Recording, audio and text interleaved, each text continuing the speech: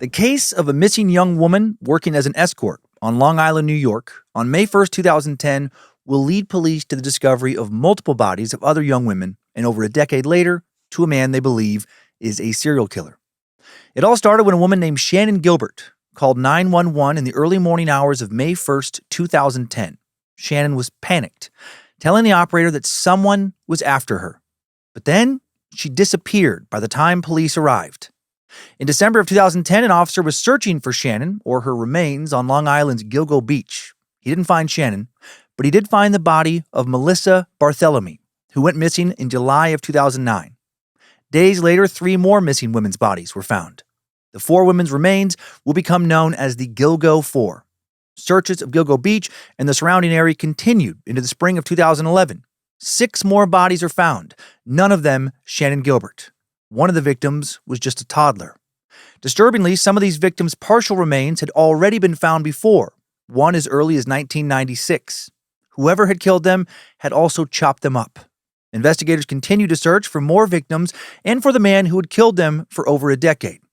Who was the Long Island serial killer? The hunt for him would be hindered by corruption within Suffolk County's police department and by a killer who was very careful and had taken great lengths to never be caught. But as advances in DNA analysis continued to be made, as digital footprints got harder and harder to hide, it became very, very difficult for a serial killer to get away with the kinds of crimes that so many had gotten away with for so long in the past. A new task force was formed in early 2022, and they made more progress in less than 2 months than all the other investigators had made in over a decade. In multiple decades, really. About 6 weeks later, these investigators identified their main suspect, a man who has now been linked to 7 of the murders and counting. His trial has yet to begin. This story is not over, but there is already so much story to tell. The tale of the Long Island serial killer, over 3 decades of dead bodies and oh so many cautionary tales in today's true crime. Have sympathy for those who were dealt a hand much rougher than yours to play in this life, but also be so careful how you play whatever hand you've been dealt. Edition of Timesuck. This is Michael McDonald, and you're listening to Timesuck. You're listening to Timesuck.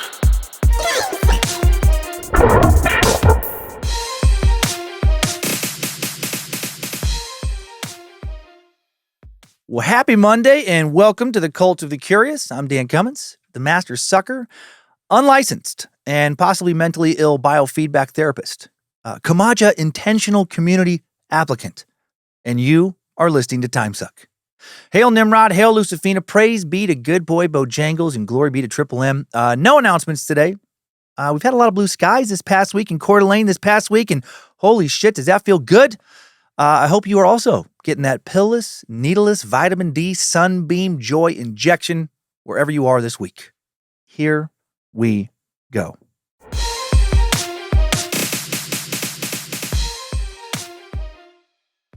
No introduction is needed before beginning the timeline of the Long Island serial killer investigation, which actually starts in the early 90s and is still ongoing today.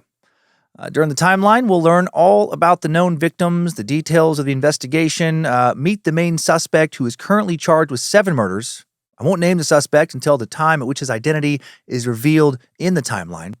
I want to lay this case out as it happened. For so many years, no one knew what was happening. A young woman doing some sex work disappears on Long Island. A few years go by, another young woman disappears. Some body parts turn up, but no one knows who the parts belong to. Another young woman is identified. There are no suspects. This keeps going on for 30 years, from 1993 to 2023. And then finally, somebody gets arrested and charged. Can you imagine being the family of that first victim? Waiting some 30 years before someone is caught who sure looks guilty. But now, who knows how much longer so many family members will have to wait to see if the man charged in 7 murders, and possibly more coming up here soon, suspected in at least 11, when he'll actually go to trial and hopefully be found guilty. Let's head to Long Island. Our first time back, I believe, since we looked into Joey Buttfuck. We were nearby recently. We were nearby in Queens, I believe, just last week. But then we're going a little further east today and see what dirtbags we will meet this time around. Strap on those boots, soldier. We're marching down a Timesuck timeline.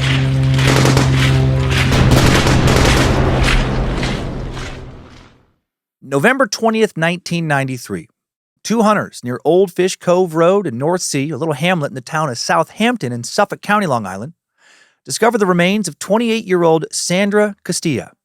North Sea is just over 60 miles east of Gilgo Beach, an hour's drive if there's no traffic. Sandra is the first known victim attributed to the Long Island serial killer, but authorities will not make this connection for over 3 decades. Sandra was an immigrant from Trinidad and Tobago. Last seen on November 19th, law enforcement will call Castilla a drifter. Her last known address was in Queens, but police don't think she was living there at the time of her death. Police never said that Castilla was a sex worker, but they will say that her lifestyle was, quote, substantially similar. Her body was found on her back with her arms outstretched over her head. There were numerous indications she had been violently sexually assaulted. She had multiple sharp force injuries. Decades later, after a suspect is arrested for her murder and a number of other women's murders, evidence will reveal that the suspect had a, quote, significant collection of violent bondage and torture pornography dating back at least as far as 1994.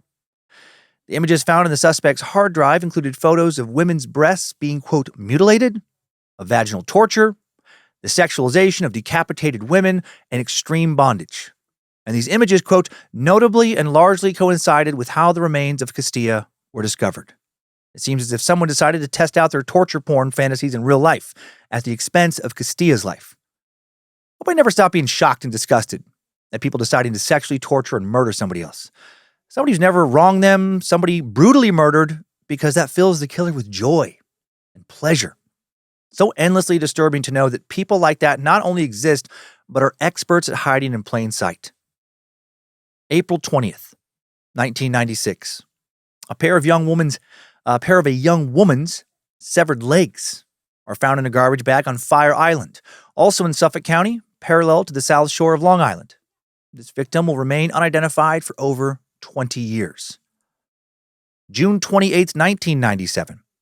A hiker finds the torso of a young woman that had been stuffed inside a black plastic bag inside a plastic container in Hempstead Lake State Park in Rockville Center, an incorporated village in the town of Hempstead in Nassau County, Long Island. Hempstead Lake State Park is just 23 miles north of Gilgo Beach on Long Island. A maroon towel and dark pillowcase with flowers on it were found along with the torso. There was a tattoo of a peach below the woman's left breast. Because of this, investigators will nickname this Jane Doe Sausage Toes. Are you confused?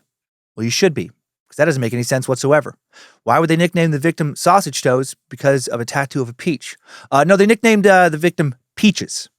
Investigators determined that Peaches was a black woman between the ages of 20 and 30.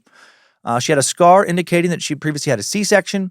Her remains will later be featured on America's Most Wanted, and a photo of her tattoo will be shown and also published, I thought this was smart, in various tattoo magazines.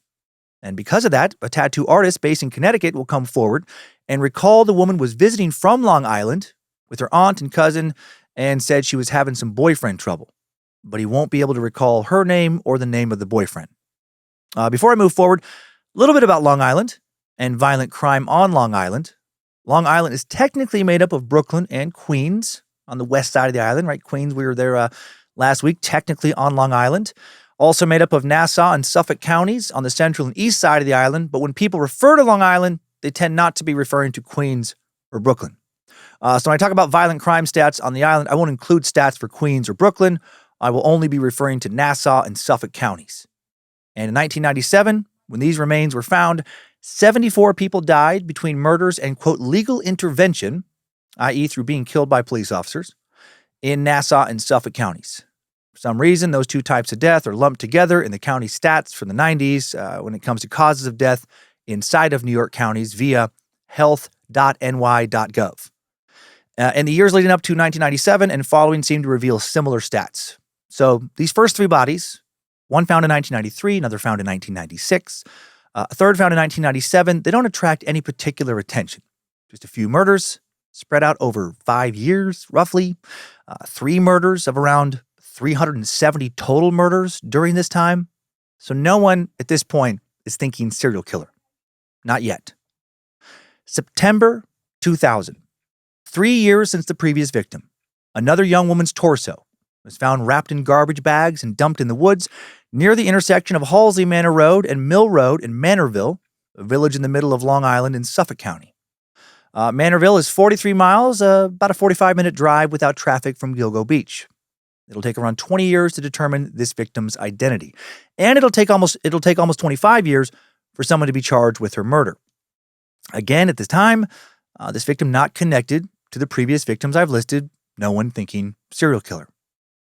July 26, 2003, another 3 years from the previous victim turning up. A dog walker in, again, Manorville in Suffolk County finds another young woman's headless torso. The young woman's head and arms below the elbow had been removed, and a tattoo on her torso had been mutilated to hinder identification efforts. A male hair is found on her body, which will later become a critical piece of evidence in the search for the Long Island serial killer. This victim is identified as 20-year-old Jessica Taylor. Authorities believe she had been killed between July 21st and July 26th. Her mother had reported her missing on the 25th when she didn't show up for a planned family get-together in Poughkeepsie, New York. The Long Island Press will report that Jessica had previously been arrested in Atlantic City, New Jersey, New York City, Washington, D.C., and had relocated to Manhattan in July and was working near the Port Authority bus terminal between July 18th and the 21st. The outlet does not reveal what those arrests were for, but numerous outlets report that she had engaged in sex work for years and that, at least at the time she was there, the Port Authority bus terminal was a known hotspot for sex workers. Some authorities now do start to wonder if some of these victims are connected, and if a serial killer has been hunting women on Long Island. Initially, they try to connect this murder with the 2000 Jane Doe, both victims found in Manorville, and in both cases, a headless torso was found. Also, examining her torso, investigators determined she had been sexually tortured in a manner similar to Sandra Castilla. Breast mutilation, vaginal torture, the sexualization of decapitated women, extreme bondage. Also, all of these initial victims and all of the future victims attributed to the Long Island serial killer will be petite women, 5'5" or shorter, but most of them around 5 feet tall and weighing somewhere around 100 pounds. Police at the time still have 0 leads and 0 suspects. No task force is formed. It's just, some of these murders seem to be connected, but it doesn't seem like a lot of investigative effort is being put into solving these cases. Investigators on Long Island, particularly in Suffolk County, where nearly all the bodies will be found, will later be heavily criticized for not dedicating enough manpower to trying to find who killed these women. July 2007. 4 years now from the previous body being found, 25-year-old Maureen Brainard-Barnes goes missing on Long Island. And Maureen is the first of 4 victims who will become known as the Gilgo Four. We know more about her and a few other victims than we do about the previous women in this timeline, thanks to the investigative efforts of Robert Kolker, an award-winning journalist whose book about some of these murders, Lost Girls, An American Mystery, was a New York Times bestseller, a New York Times notable book, named one of Slate's best nonfiction books of the past quarter century, adapted into a film. I want to share a bunch of the details Robert gathered about these victims in order to humanize them. So they're not just thought of as sex workers or, nameless murder victims. Well, I guess we got their name, but you know what I mean. They were all young women who were, yes, troubled, but young women who might have been able to figure their shit out if given more time to do so. And also, they were all women who had been dealt some really tough fucking hands in life. As many sex workers, in my experience, reading about them, have been dealt.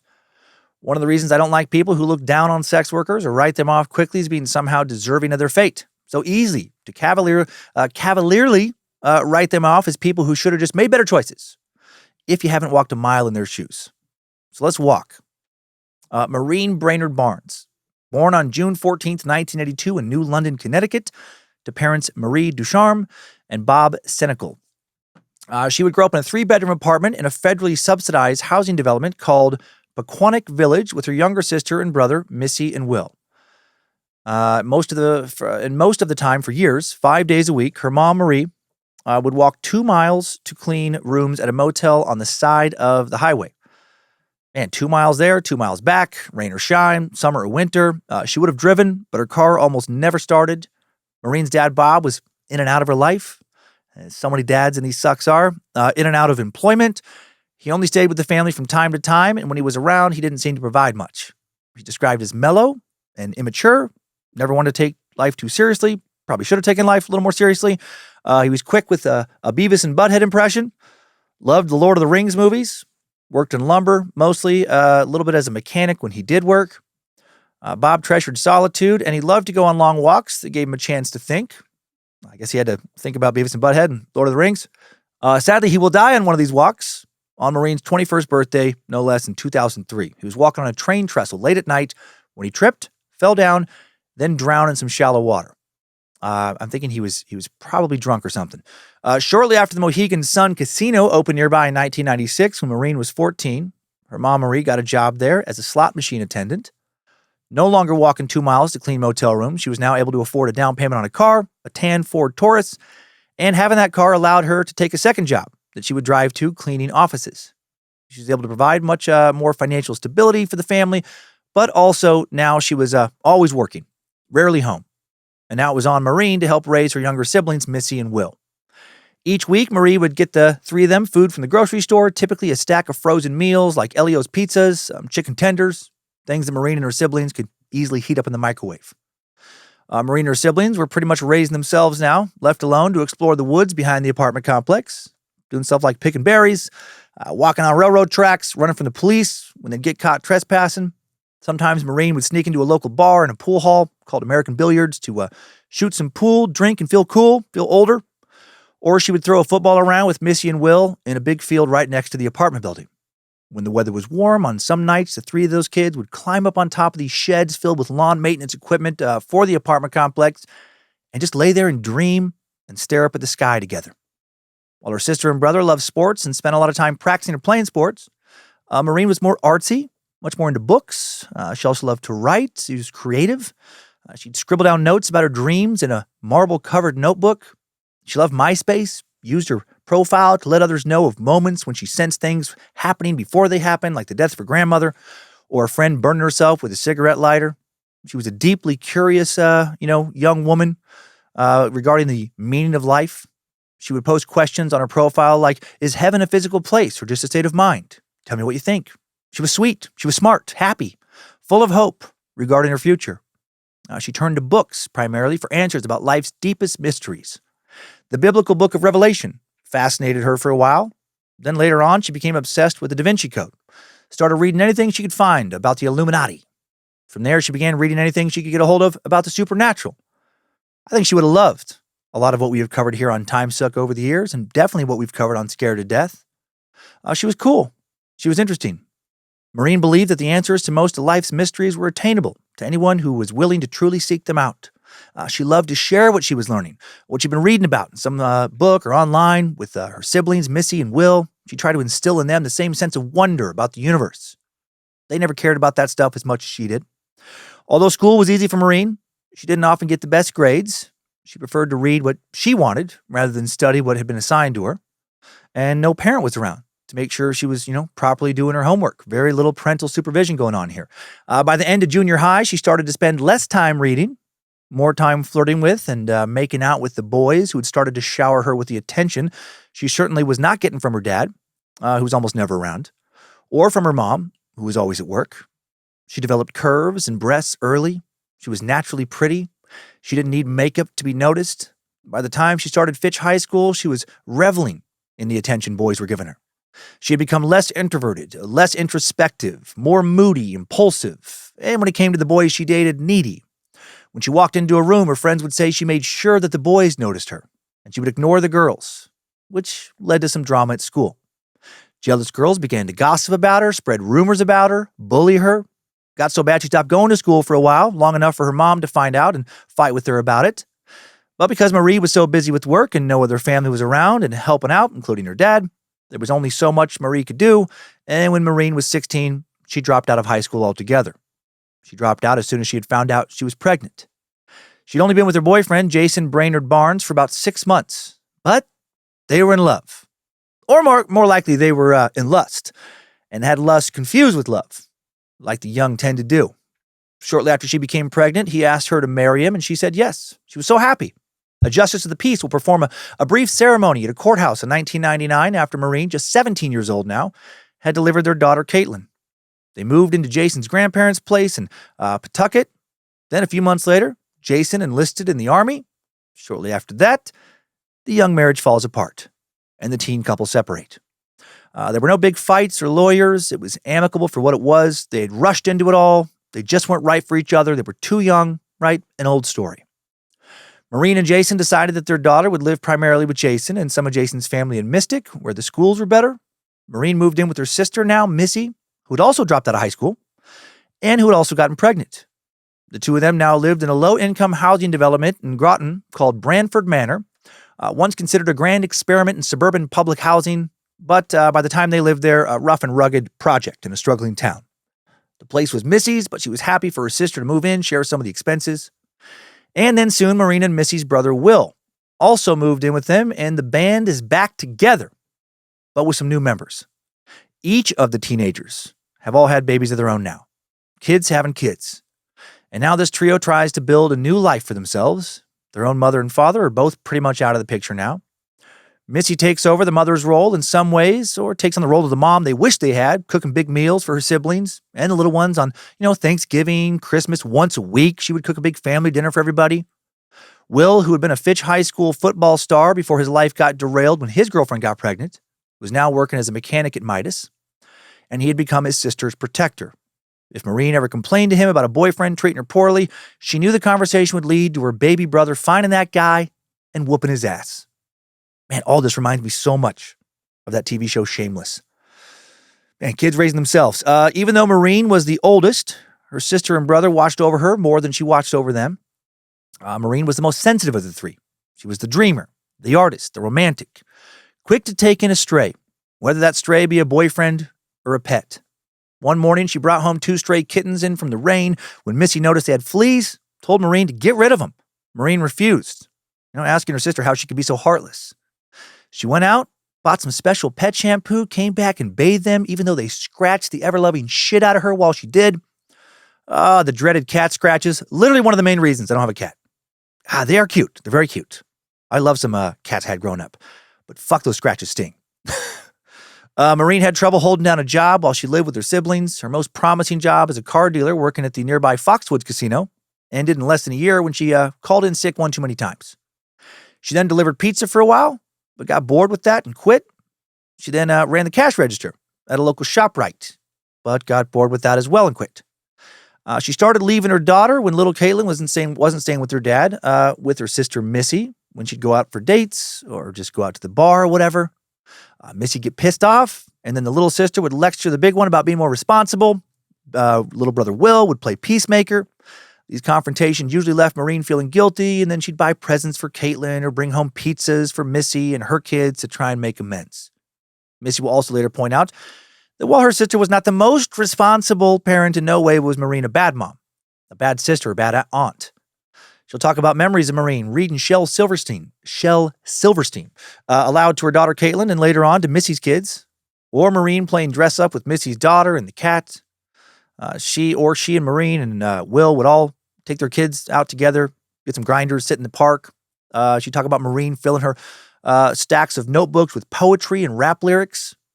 Also, their apartment was like a townhouse, had a little yard out back, and all weekend long in good weather in the summer, they'd be out there grilling. The neighbors would come out, bunch of kids eating and playing together. She said that Maureen never seemed more at ease than when she was barefoot and in a sundress, running free in the backyard with a big smile on her face. It was her happy place. However, despite all the good memories, she was also aware of how lost her sister was, how her life was starting to spiral out of control towards the end. By 2003, Maureen was 21 with a 4-year-old daughter. She still had no steady job, no place of her own to live, no solid plan for the future. Her dad has now died. Her mom is barely around. Instead of coming up with and acting on a practical plan for how to improve her life, she's still dreaming. She doesn't want to work some basic job. She'll talk one day about trying to make it as a rapper. Other times, she's talking about trying to become a model. Her plan, if you could even call it a plan, was always changing. In 2004, 3 years before she went missing, her friend Jay DeBrule remembers her stopping by his place one day, giddy with excitement. She brought along Caitlin, who was 5 at this point, directed her into another room to play with Jay's daughter, who was 6. "Oh, look," Maureen said, before the kids ran off into the other room, "I had a photo shoot." Jay was living down the hall from Missy at Branford Manor now. When he met Maureen, he was working doing remote broadcasting setups for a local radio station. And Maureen actually interned for him once, but when they asked her to wear an elephant suit for some silly stunt they were doing, she was like, fuck that, and she quit. Shortly after that, Jay himself was laid off. And since then, he had been working odd jobs, sometimes delivering paint for Sherwin-Williams, other times delivering pizzas. He and Maureen had grown close. She felt like she could talk to Jay about anything. They had slept together here and there, but never talked about being boyfriend and girlfriend. More friends with benefits. What is it? A situationship than people considering a relationship. Maureen liked to date around. Jay accepted that. But recently, before she came over this day, she had left Missy's apartment and moved in with a guy named Steve that she was serious about. Steve was tall, had a mustache, ran a pawn shop in Norwich. He was white, talked a lot like a rapper, and Jay didn't like him. Neither did her sister or brother. He never wanted to be around any of Maureen's friends or family. No one who met him seemed to understand what Maureen saw in him. Sometimes when Maureen came over to his place, she'd come to use one of Jay's computers, mess around on MySpace, or to share some rap lyrics with him, like the following verses. There's too many people walking around with plastic faces. Too many children hanging in the wrong places. Too many dirty cops controlling ghetto blocks. Too many fistfights ending in shots. Too many girls taking the wrong paths. It's not too late to do the math. Jay thought she was a genius. She actually made a few tracks, put them on MySpace, which I wish I could find them now. They didn't get much attention, and she thought she needed to focus on her image more to get her name out there. Hence the new photos she was now wanting to show Jay. Using MySpace to try and market her music and network with other rappers had led to her seeing some ads for modeling. And those ads led her to a site called modelmayhem.com, a site that is still around. She needed a portfolio for bookers to reference, so she found a friend who agreed to take some photos for free, as long as he got to keep the negatives. The photos she showed Jay that night, they weren't especially provocative. Just Maureen smiling from head to toe, wearing a few different dresses, and one that could be considered lingerie, a red nightgown. Jay thought she looked adorable. On her Model Mayhem profile, she wrote about being open to anything: catalog shoots, magazine shoots, music videos. Shortly after enrolling on the site, she started getting dozens of emails from places purporting to be modeling agencies that, after a few clicks, turned out to be pimps, pornographers, essentially, agencies specializing in nude modeling or escorting. And she wasn't shocked by that. She was shocked by how much money they were offering her. Clicking some of the links, Maureen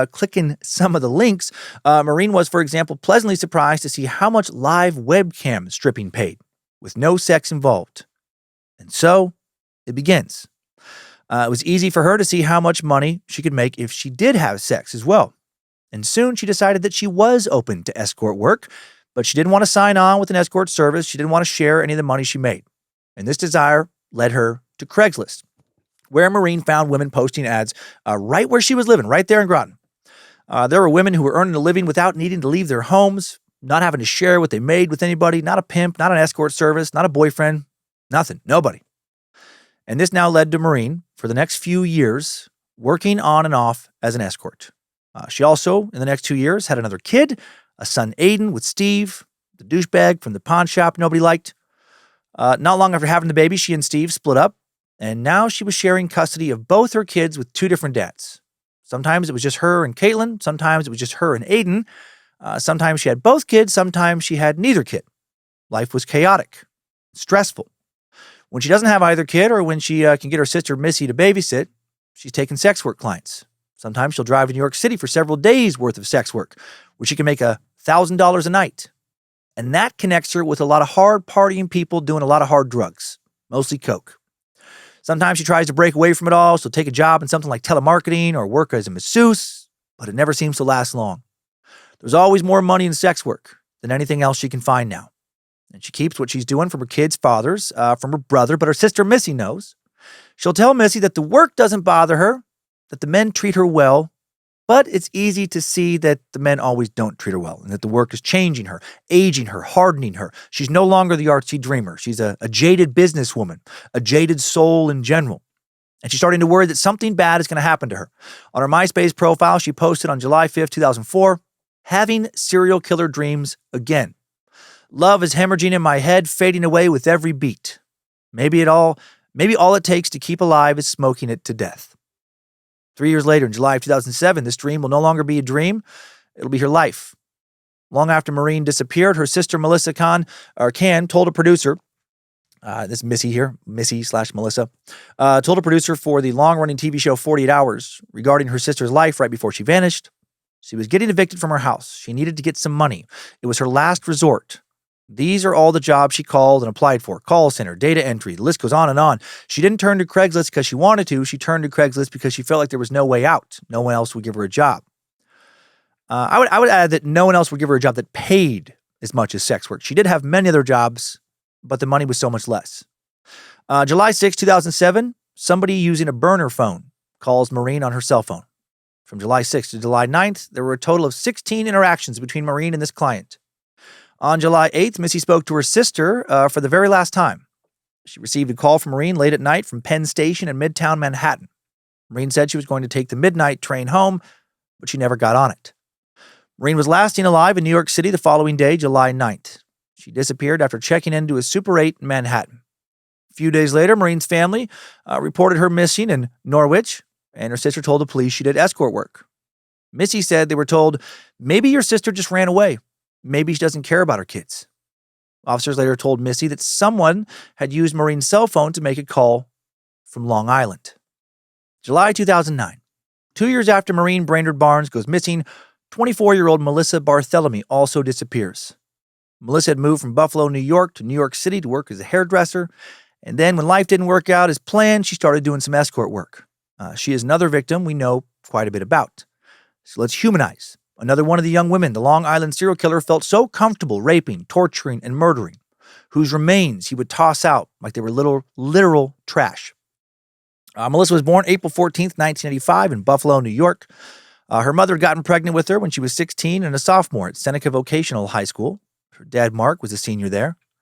They were going to get married, but Lynn found Mark far too controlling and called the wedding off when she was 7 months pregnant. When Melissa was 3 months old, her mom got a job after school. She was now a junior, washing dishes in a nursing home. She'd still managed to graduate from high school. She'd also keep that job washing dishes for the next 25 years. Lynn's parents, Linda and Elmer, agreed to help their daughter with childcare, and Melissa would grow up largely in her grandparents' home. For the duration of Melissa's childhood, she and her mom would live with their grandparents for a while. Then they'd move in with their mom's boyfriend for a while. Their mom would catch this boyfriend cheating. Then they would move back in with their grandparents. And then a year or so later, the cycle would repeat itself. Her childhood did not have the stability so many of us probably take for granted. One of these boyfriend cycles led to the birth of her half-sister, Amanda, born 9 years after she was. And then beginning in her early teens, Melissa will start to date. And she consistently will pick dudes who were fucking trouble. Low-level drug dealers, kids in gangs, that sort of shit. When she was 15, worried that she was going to repeat the same mistakes she had, Melissa's mother, Lynn, called up Mark, Melissa's dad, who had moved to Texas. And she talked him into taking Melissa in before Melissa threw her life away in Buffalo. For the next 2.5 years, Melissa would live with her dad and stepmom in Dallas. And the whole time, she and her stepmom would fight like crazy. Was not a happy move for anyone. Then she'd steal her dad's work van, get pulled over, get in trouble for not having the proper license to be driving it, and her dad would ship her back to Buffalo. But he didn't tell her he was doing that. He just told her he was sending her there for Christmas and that she was coming back to Texas. But once she got to New York, he told her she was not welcome back in Texas, which is pretty fucked up. Pretty shitty trick to pull on your kid. Now, when she turns 18, she was living with her mom and grandparents again, but her grandparents have moved to the suburbs. It was too boring for her there, so Melissa moves out, starts living in an apartment with some friends back in her old neighborhood, gets a job at a pizza place, and to her mom's surprise, graduates high school with straight fucking A's. So hail Nimrod, good on her. She then took out an $8,000 loan with her mom's help and enrolled in a local beauty school. She also worked part-time at a diner owned by her mom's new boyfriend, Jeff. Her mom would typically drive her to class at beauty school, and then Jeff would take her to work. She talked to Jeff about how watching her mom struggle growing up affected her, how she wanted to open up her own hair salon, how she wanted to wait until she was at least 35 before she got married and started having kids. She was crushing it. She had big dreams that actually felt possible to attain. She graduated from beauty school, and then she got the only job she could find, cutting hair at a Supercuts in Williamsville, a suburb of Buffalo, and she hated it. Like, she really hated it. The pay was shit, and her clients were fucking boring. While Melissa was white, her younger half-sister Amanda was half black, and Melissa loved to play with and braid and style her hair growing up. She also only dated black men, and she only wanted to work on black men and women's hair. And that was not happening at the Shitcuts in Williamsville. She started dating a guy named Jordan around this time, who she'd also dated when she was a freshman and sophomore back in high school. And one day in 2006, Jordan and Melissa take a trip to New York City, where she meets Jordan's uncle, who owned a recording studio, and a friend of the family named Johnny Terry, who offered her a job cutting hair at his barbershop. And so the dream feels like it's alive again. She's excited. She tells her family she's going to do big things in New York City. She moves to the city, and her dreams of making a living cutting hair, back on the table, someday opening up her own salon, all that's back on. But then, as dreams so sadly often do, they fade, and then they die. She breaks up with Jordan. The job with Johnny Terry did not work out. He was full of shit. He was not interested in her cutting hair for him. He was interested in her sleeping with him. Soon, Melissa is renting a dingy basement of a shitty 2-story apartment in the Bronx with the family from the family who lives above her. So she's subletting. Then one thing leads to another and another. She's not making the money she thought she would. She's barely able to pay her basement rent. She's too embarrassed, too prideful to go back to Buffalo, where a lot of people told her she wasn't going to make it, I'm sure, New York City. She starts working at a strip club now, and that leads to performing sex acts in the back of the strip club for a little extra money, something some of the other girls there were doing, and then that leads to full-time sex work. And now the girl from Buffalo, the straight-A student who's going to open up her own salon, the girl who was never going to get married until she was 35, not going to have kids then, who was really focused on building her career, now she's working the streets of New York with another sex worker named Kritzia. The two of them, they run together for a couple of years, and for a while, it was fun sometimes, exciting, easy money, lots of party drugs. They worked as a pair. Melissa, for the most part, said she felt safe. But, again, working the streets is fucking hard. It's a hard life. She starts doing coke more regularly, a lot more regularly. She tries to find a boyfriend who can help her out of this life, but she only finds guys who use her, don't respect her. Her and Kritzia end up parting ways. She grows sick of working the street, so now she starts advertising on Craigslist. And by late 2008, she is working exclusively through Craigslist, out calls only. She would only go to a John's house. She charges $100 for 15 minutes, $150 for half an hour, $250 for an hour, and $1,000 for an overnight stay. She makes enough that when she comes home to Buffalo for Christmas of 2008, she pays to take her sister Amanda and her mom Lynn to the spa for massages. She gives Amanda and some of her cousins iPod Touches for presents. Jeff, her mom's boyfriend, tries to talk her into moving back to Buffalo. His sister-in-law now runs a cosmetology school. He's sensing something is wrong. Despite the money she has, he's like, something's not right here. She's not happy. She's not herself. She doesn't look well. She hasn't told her family she is working as an escort. But, they knew despite coming home with some money, she was doing something probably illegal. She was struggling. She tells Jeff, not yet. I'm almost ready, though. She tells Jeff regarding coming back to Buffalo, not yet. I'm almost ready, though. Then 6 months later in the Bronx, July 12, 2009, Melissa sends a late-night text to her sister Amanda regarding Amanda coming to visit her.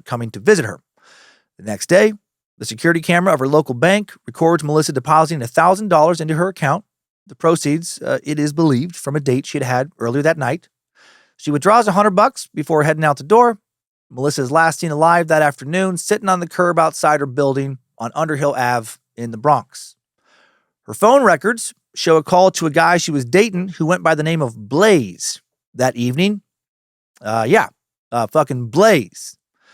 To everyone listening, never date a guy who goes by the name of Blaze. Seriously. Don't date that guy.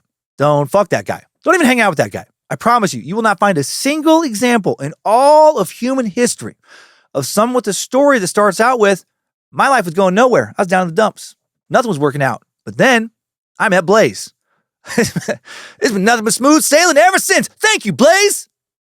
No, only a fucking tool. It's like, call me Blaze. No, I would rather not call you at all, Blaze. I'd rather not ever see you again. Melissa and Blaze, they spoke for less than a minute, or his call just went to voicemail and he left a minute-long voicemail. Sources are not clear. Blaze will later say that he knew Melissa had lined up another $1,000 date the next night somewhere on Long Island. He said he'd offered her a ride, but she had declined. I think he was, seems as if he was working as her pimp somewhat, supposed to be protecting her, but not always doing that. Next day, the 13th, because Melissa stopped returning all calls and texts, Lynn and Jeff called off Amanda's trip to visit her older sister and began calling local hospitals. Melissa's landlady got worried too when she heard Melissa's cats crying and scratching at the door. Lynn and Jeff tried to file a missing persons report, but for 3 days, the police wouldn't let them. They said Melissa was 24 years old with no history of mental illness and no psychiatric prescriptions. Just because her family couldn't find her, they said, didn't necessarily mean she was missing. They hired an attorney, Steve Cohen, who talked to the police, and the police informed him that Melissa was working as an escort, and essentially because of that, they weren't going to assign a detective to look for her.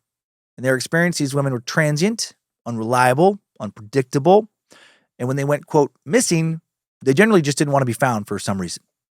10 days later, though, the family finally has pressured the police into starting a missing persons investigation, and now they have subpoenaed Melissa's phone records, canvassed the neighborhood, talked to fucking Blaze, pulled a DNA sample from her toothbrush. They also learned that on the night of her disappearance, she made a call that pinged off a cell tower in Massapequa, Long Island. And because of that, nearly 2 weeks after she went missing, the police will visit 2 nearby motels on Long Island, Budget Inn and Best Western. They'll speak to the staff, review some security tapes, but they won't find shit. And the police might not have been stirred into action at all if on the 4th day of Melissa's disappearance, July 16th, Amanda's cell hadn't rung in Buffalo. When she saw her sister's number on the caller ID, Melissa's sister was overjoyed, but after she answered with Melissa, a man spoke instead of her sister. He spoke in a controlled and comfortable manner, saying, "Oh, this isn't Melissa," and then he hung up. But he'll call back over the next few months, 7 more times in all. Every time he'll speak briefly and calmly, and also say increasingly disturbing things. The second time he called, he asked Amanda, "Is this Melissa's little sister? I hear you're a half-breed." He told Amanda that he knew her father was black. He described what she looked like. When he called next, Lynn, Amanda, and Melissa's mother answered, and he immediately hung up. So now the police advised for only Amanda to answer the phone going forward. They put a wiretap on the phone, and they hope the killer will reveal some clue that will lead to finding Melissa. They hope he'll stay on the line long enough to be tracked. They hope she was still alive. Starting with the third call, the police trace the signal to a cell tower near Madison Square Garden. Another call pings a tower near Times Square. Detectives now wonder, if she really had seen her final known client in Long Island, did he live in Long Island, and did he work in Manhattan? Amanda, just 15 years old, will listen to 5 more calls. The caller will always hang up before his location can firmly be identified. Melissa's family attorney, Steve Cohen, will say the killer said some pretty horrible things to Amanda. Sexually explicit things as to what he had done to Melissa. Sexually explicit things as to what he was going to do to Amanda. Man, that sick fuck. God, if only Blaze was around to help. Oh, shit. If Blaze could get a hold of that guy? Dude's in a world of hurt. Blaze has, I'm guessing, already moved on. A guy known as Blaze, he moves fast, like a raging inferno. Anyway, during one call, the caller asked her if she knew what her sister did for a living. And then he said, "Are you going to be a whore like your sister?" In another call, he told her he knew where she lived, said he might come find her. Do to her what he'd done to her sister. He was definitely enjoying fucking with her. Based on his voice, the police believed he was a white male in his late 20s to late 30s. The last call came on August 26, 2009. He said, "Do you know what I did to your sister? Well, I killed Melissa." And then the last thing this motherfucker said to Amanda, this 15-year-old girl, was, "I'm watching your sister's body rot." Amanda almost has a nervous fucking breakdown from these calls. My God, that poor kid. She falls into a deep depression, withdraws from her friends. Her grades plummet. But then she meets Blaze, and he takes care of her, and he makes her forget all of her troubles. No, she didn't meet Blaze, thank God. Blaze has burned his way out of this story, maybe. Her mom and Jeff, they now pour themselves into work at Jeff's diner, and they wait, and they wait, and they wait for a full year. They don't get any updates, no clues as to what had happened to Melissa. After the call stopped coming in, the police still had not connected Melissa's disappearance to the disappearance of Maureen Brainard-Barnes 2 years before her. But these women will be the first 2 of the 4 homicide cases known as the Gilgo Four. The case that really launched the investigation into the murderer, dubbed the Long Island serial killer, began May 1st, 2010, when 23-year-old Shannon Gilbert, working as an escort, calls 911. Shannon had previously been diagnosed with bipolar disorder, struggled with depression, severe mood swings. When her sisters expressed their worry about the potential dangers of her work as an escort, she assured them that nothing bad was going to happen to her. She had the blind courage and sense of invincibleness that is only possessed truly by the young. Shannon's sister, Sherry Gilbert, would say on 48 Hours many years later, "My sister had other dreams, you know. She wanted to be a singer, an actress. She was pursuing that. And she was also going to school to be a writer." The night she called 911 and then disappeared, Shannon had gone to the home of Joseph Brewer.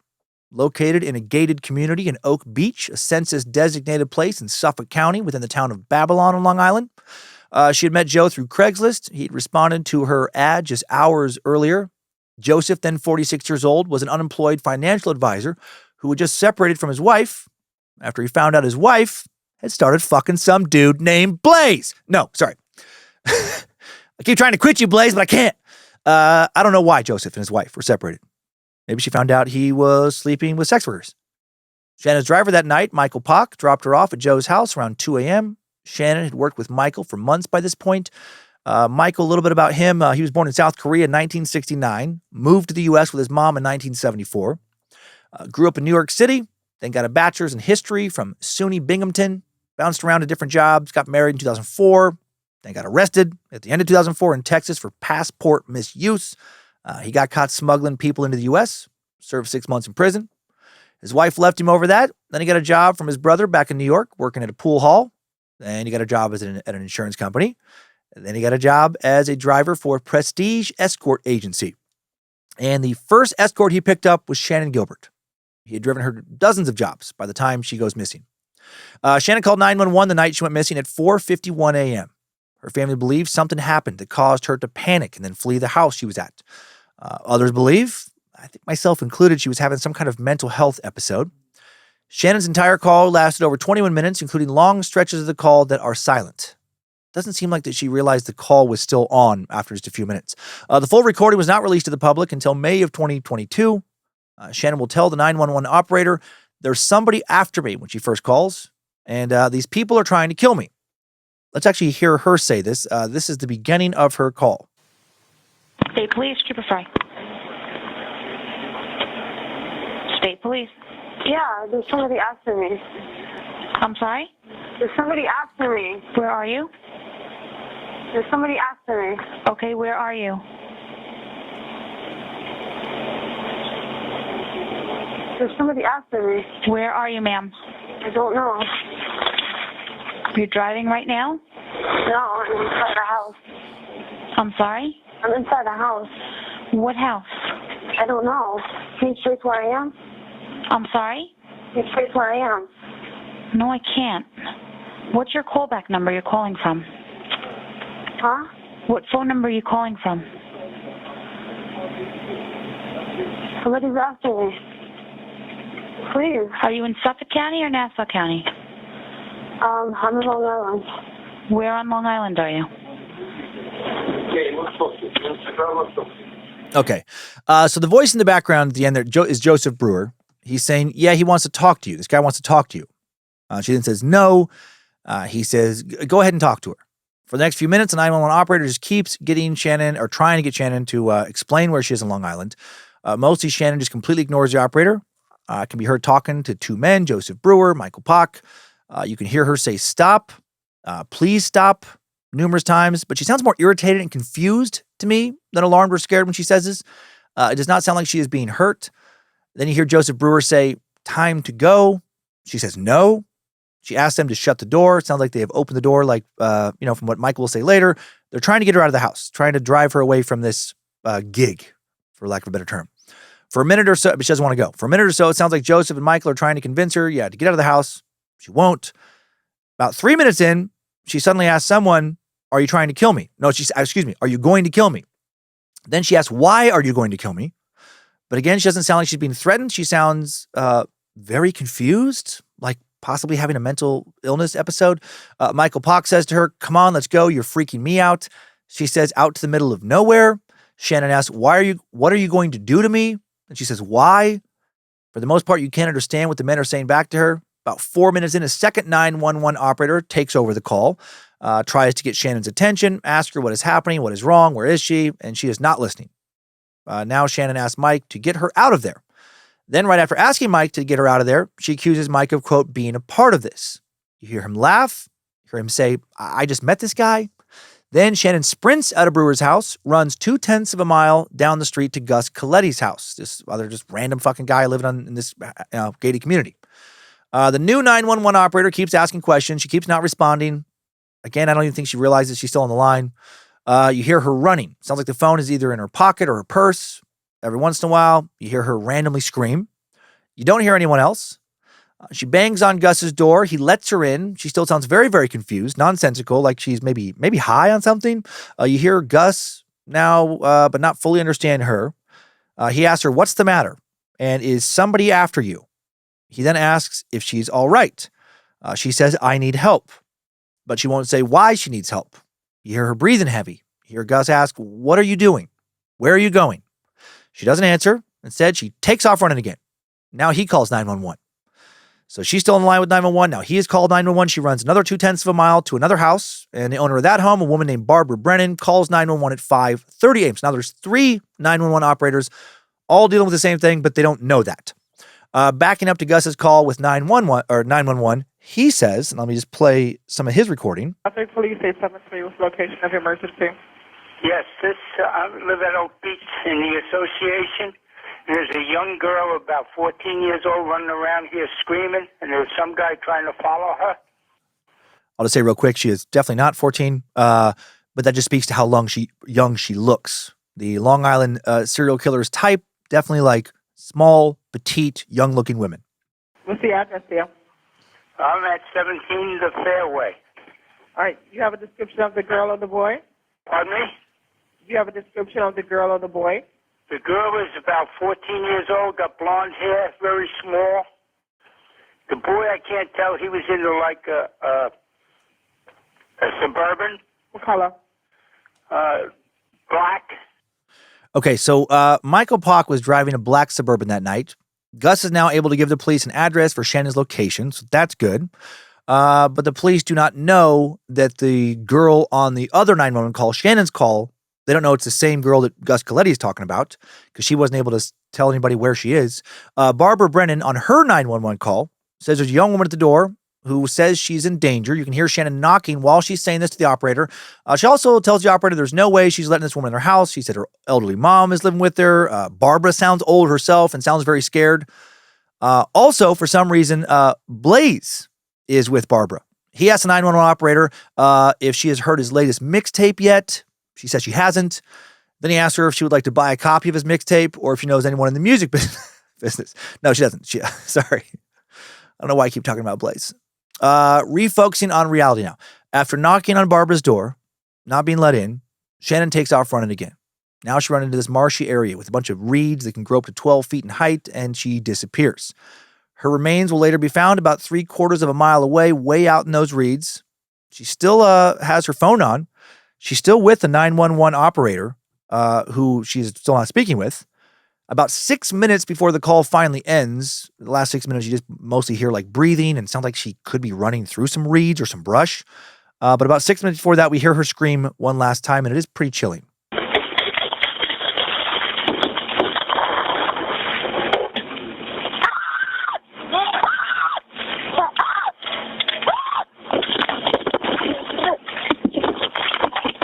It sounds like a struggle, but if I were to keep playing it, which I won't because it goes on for quite a while, it just sounds like she's running. It sounds like she's still moving. And earlier, in between her leaving Joseph Brewer's house and making it to Gus Coletti's house, she also would just like randomly scream very similar to that. You know, here and there she'd scream, and then you just hear the sound of running again. No other voices.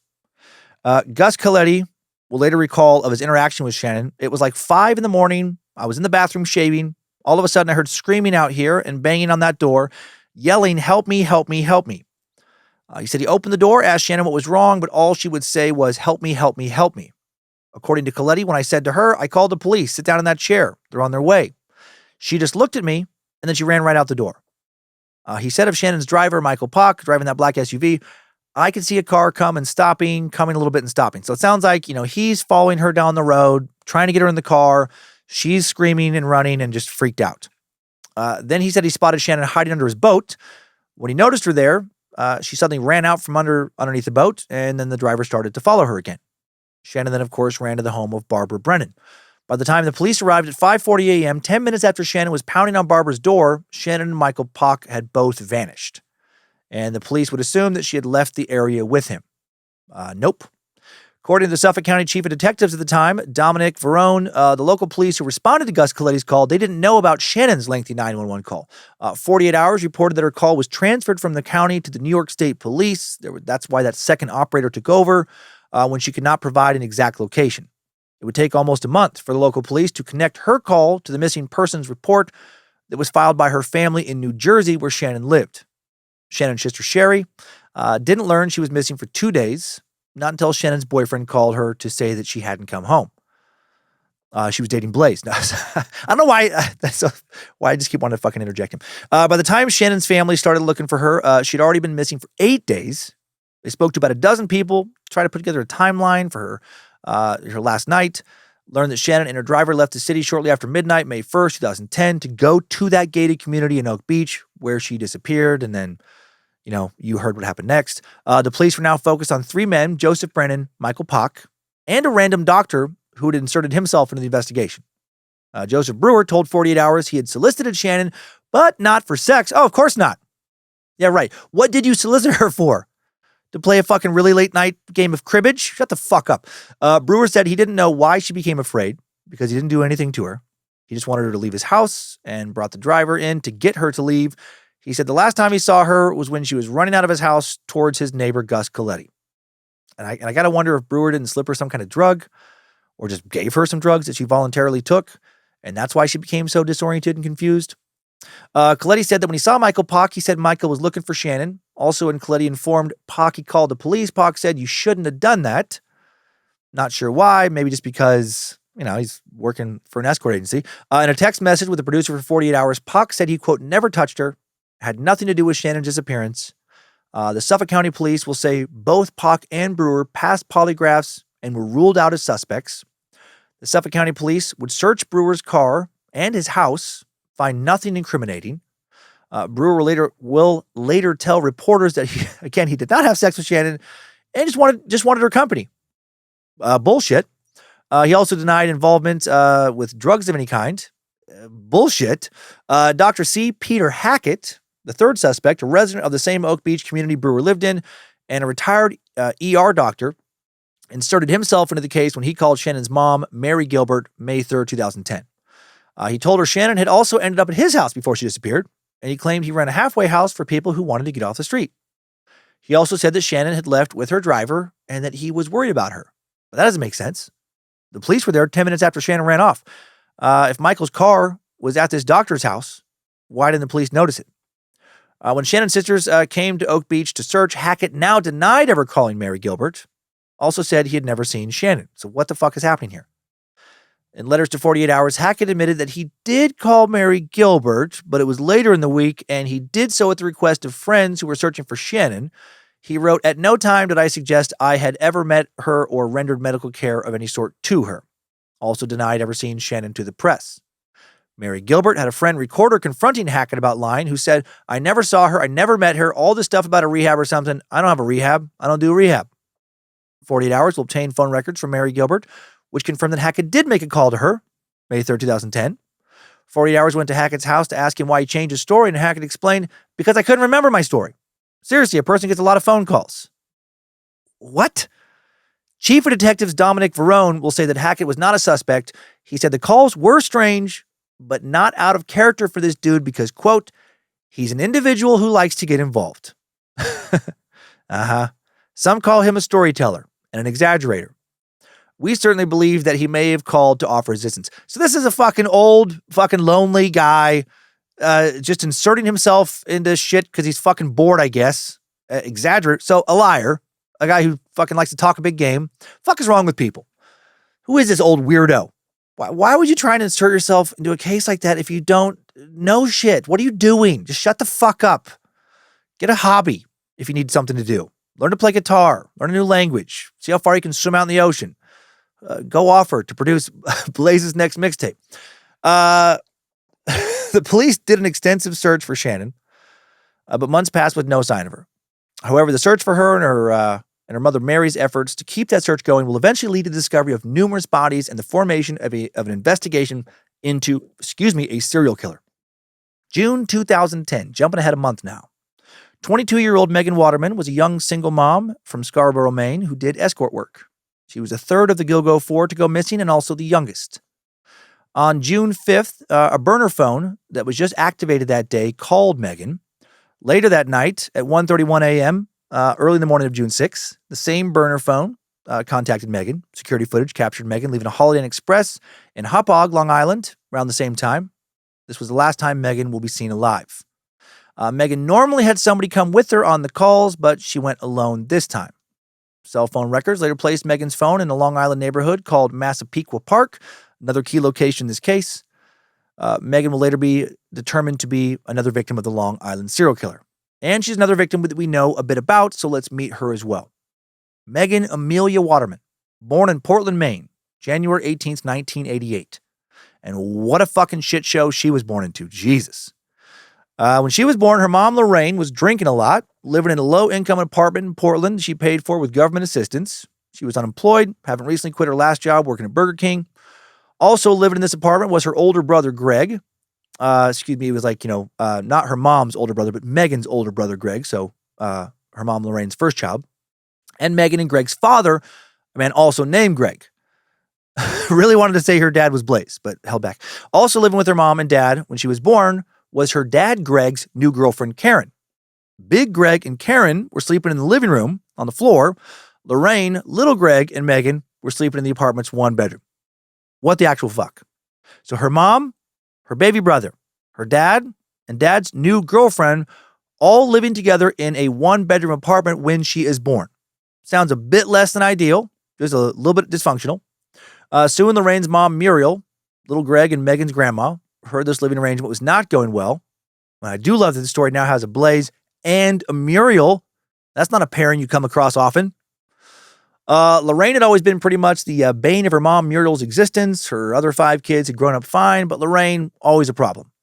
Lorraine was the black sheep of the family, always angry, never satisfied, always blaming other people for her problems.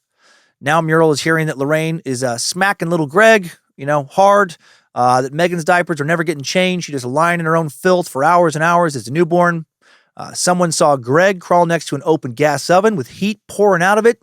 Somebody else saw Greg eating dirty cereal off the fucking floor. Then one of her other daughters said that she saw Big Greg and a friend tossing little Greg around the room in a crazy, irresponsible way. One of them spun when they caught the little guy, then slammed his poor little nose into a door frame, leaving him with a big old nasty bruise. And now Muriel decides to do the right thing, and she calls Child Protective Services. Reports her daughter and son-in-law for being sorry sacks of shit when it comes to parenting. Some people truly should be sterilized. Lorraine accepted no responsibility for anything that had been witnessed. Everything was always somebody else's fault. Short time later, little Megan ended up in the hospital for a few days with respiratory distress. Or respiratory, I think is how you're supposed to say that word. Muriel now applied for custody of her grandkids. When Megan left the hospital, she and her brother will be taken by the state, placed into foster care. And while Muriel waits for her application for custody to go through the state's bureaucracy, she and her husband, Doug, visit their grandkids as much as they can, constantly. Lorraine and Greg, they don't visit nearly that often. And a lot of times they say they're going to visit, they don't show up. Lorraine and Greg will challenge Muriel and Doug for custody and quickly lose. And that is how Megan's grandparents will gain custody of her and her brother. Muriel and Doug go on to raise Megan and Greg as if they are their own kids. Big Greg will visit his kids here and there for the next 2 years and then leave town for good and never see him again. So go fuck yourself, Big Greg. You sad excuse for a sperm donor. Lorraine will now visit her kids just enough for them to grow up to hate her for not being a better mom. Megan will grow up full of rage, as will her brother. Their grandmother will eventually have a social worker named Joe Moser come visit them when Megan is 9 and Greg is 10 because the kids are out of fucking control. Joe is a parenting coach who came over to give advice on how Muriel could control these two hellions. Doug was having heart trouble. Muriel was in over her head when it came to trying to control her fucking feral grandchildren. Joe will later remember meeting Megan and Greg very well. She said it was breakfast. And in front of her, the siblings got into a full-blown fist fight over a piece of toast.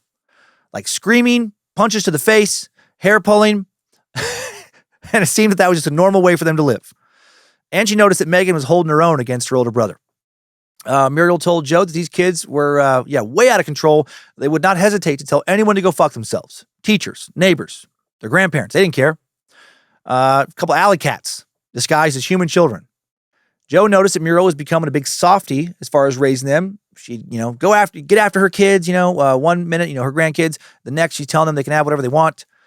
She also sees that the home is in a constant chaotic state. Various family members, neighbors, acquaintances, just constantly coming and going, just a revolving door of people. Joe will work for this family for roughly a decade, and she'll come to adore Megan, in spite of her being hell on wheels. She said that Greg was more of a typical troublemaker, mouthing off, ditching school, getting into fights, stealing money, but Megan was the one who ruled the house. Had her grandparents wrapped around her little finger.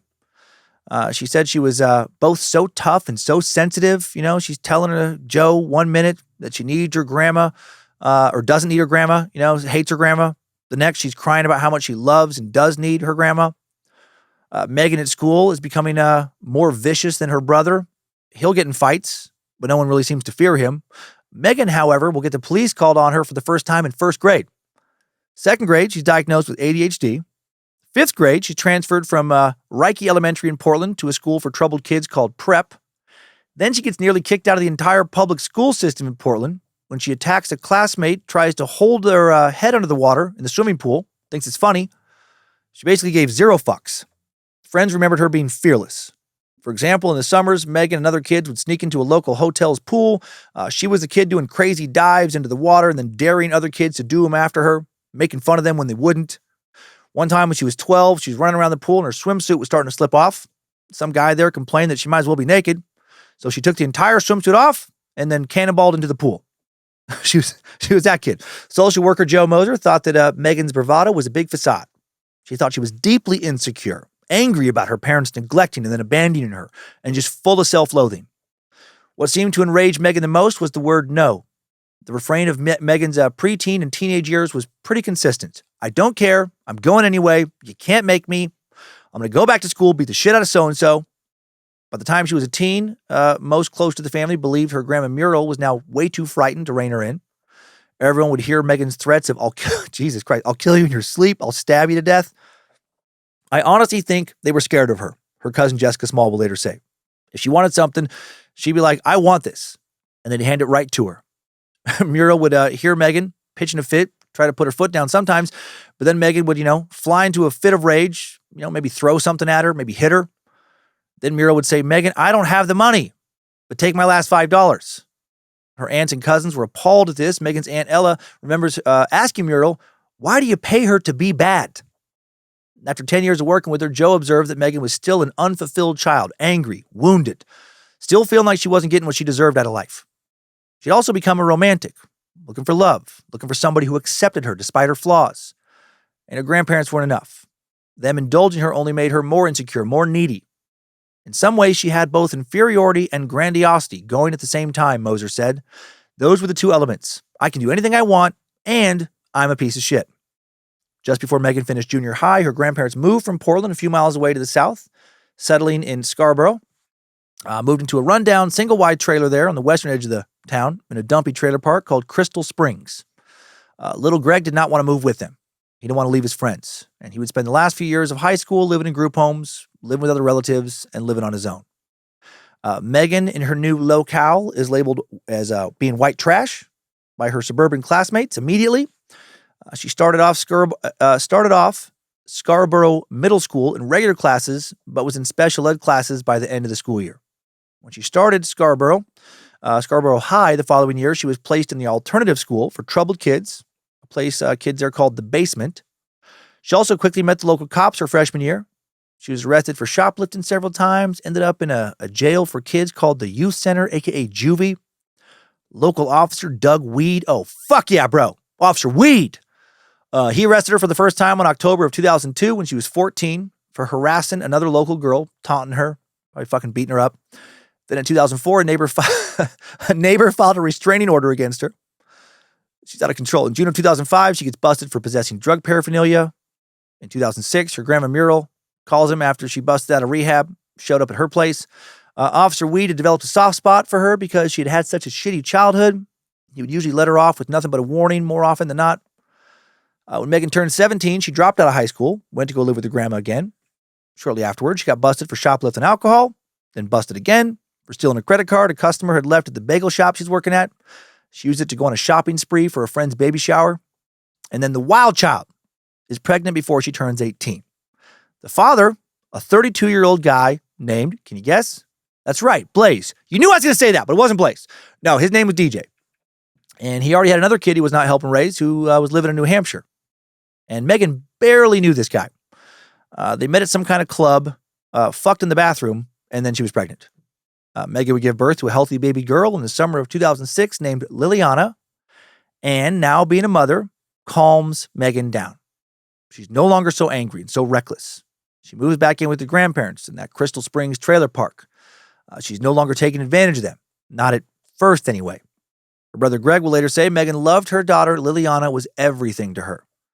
But now she has another mouth to feed, a new kind of pressure she'd never had before. She desperately wants to be a better mom to Liliana than her mom was to her. She will be in some ways, but sadly will not be in others. She keeps picking boyfriends who treat her like shit, who abuse her. One of them, some kid named Banks, soon becomes more of a pimp than a boyfriend. He'll be the guy who will get her to work as an escort for the first time when she's still 18. And she'll use the money she made from sex work to move out of her grandparents' trailer into an apartment at Brick Hill, an apartment complex in South Portland. Sounds pretty rough. She starts leaving her baby with her grandparents most nights. So now Muriel and Doug, they've raised their fucking kids. They've raised some of their grandkids, and now they're raising one of their great-grandkids. At Brick Hill, Megan gets wild again, starts throwing parties. Soon after that, she starts selling prescription opioids.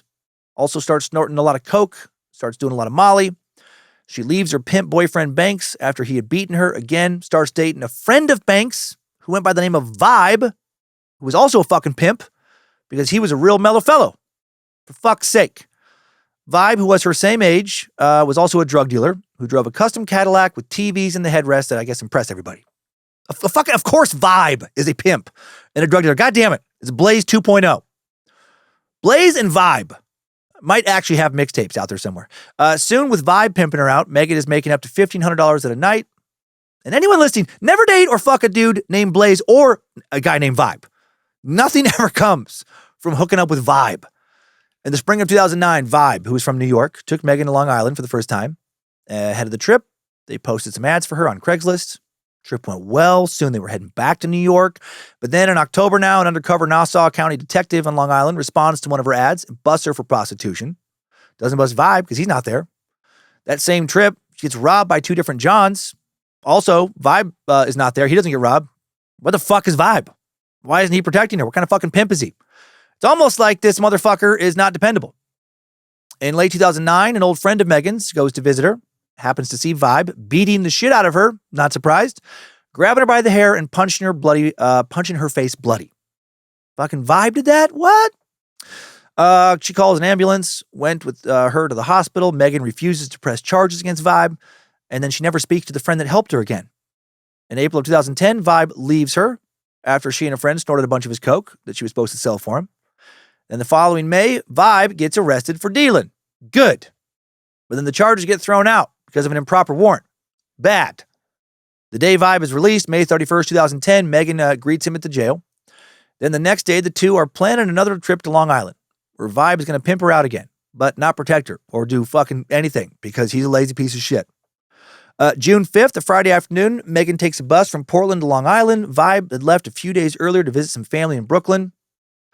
Wonder what relatives he was visiting. Maybe going to see Cousin Fly, Cousin Riz, Cousin Hella, Cousin D-Train. Megan checks in alone at a Holiday Inn Express in Hauppauge along a bare stretch of the Long Island Expressway. She had company soon after. At 8 p.m., the security camera recorded Vibe and Megan leaving the hotel together. Probably heading to the library. At 8:30, Megan came back alone. In her room, she made some calls. She briefly talked with her mom, Lorraine, at around 10, who she had kind of reconnected with. She called her friend Nikki at about 11, but Nikki was too tired to talk. She told Megan she'd call the next day. Just before midnight, Megan calls her grandma Muriel, says that Vibe is out with some friends, and she's tired. She's going to bed. I'm sure Muriel was fucking thrilled to hear about her escapades with Vibe. She asked if her daughter Lily was up, and Muriel scoffed and said, "It's midnight. Are you kidding me?" Fair. Megan told Muriel, oh yeah, she'll call back in the morning. Sometime after midnight, under the name of Lexi, Megan posts a new ad on Craigslist. Jump into a world like no other. Please no blocked calls or text messages. Vibe speaks with Megan on the phone at around 1:20 a.m., the last time he would speak with her. 10 minutes later, 1:30 a.m., the security camera in the lobby of the Holiday Inn Express records Megan walking out through the automatic sliding door. The hotel is located on a narrow service road to the highway. One witness later said Megan seemed to be walking down the service road towards a nearby convenience store. A good meeting place, perhaps, for a John who did not want to be seen. And now Megan will never be seen alive again. Vibe will call the police to report her missing after he gets to their room by 6 a.m., finds that she is not in the room, calls her going straight to her voicemail. This freaks him out because she never turned her phone off. So immediately Vibe knows that something is wrong. It's almost like he should have done a much better job looking out for her. If you're going to pimp Vibe. Oh shit. Sounds like Suckverse, sex work expert former pimp Chicken Joe wants to share some thoughts. Bok, playboy. Bok. Vibe illustrating the problem with most pimping. Not enough protection. Too much posing and limping. Do your job, player. At least protect the girl you're already exploiting. Drinking with your boys while your girl doing the dirty work. So damn disappointing. Vibe and Blaze bringing shame to the pimping game. Couple sorry-ass losers fronting, only pimps in name. Need to legalize that shit. Get these parasites out the game. Most pimps do nothing but take. Worse than the bad Johns they supposed to be down and break. Former pimp Chicken Joe now want to end these pimps. Do nothing but praying. You feel me? You dig? You hear what I'm saying? Wow. Been a while since we heard from Chicken Joe, a former pimp who is now a sex worker safety advocate. What a turnaround! September 2010. 3 months after 22-year-old Megan Waterman goes missing in Long Island, 27-year-old Amber Lynn Costello also goes missing. Amber is the last victim whose backstory we know quite a bit about, so let me introduce her to you as well. Amber Lynn Overstreet, as she was born, the name she was born with, born February 10th, 1983, just outside of Philadelphia. She'll grow up to be petite, like the other Long Island serial killer victims, and short, like most of them, 4'11", and as one source described her, 100 pounds soaking wet.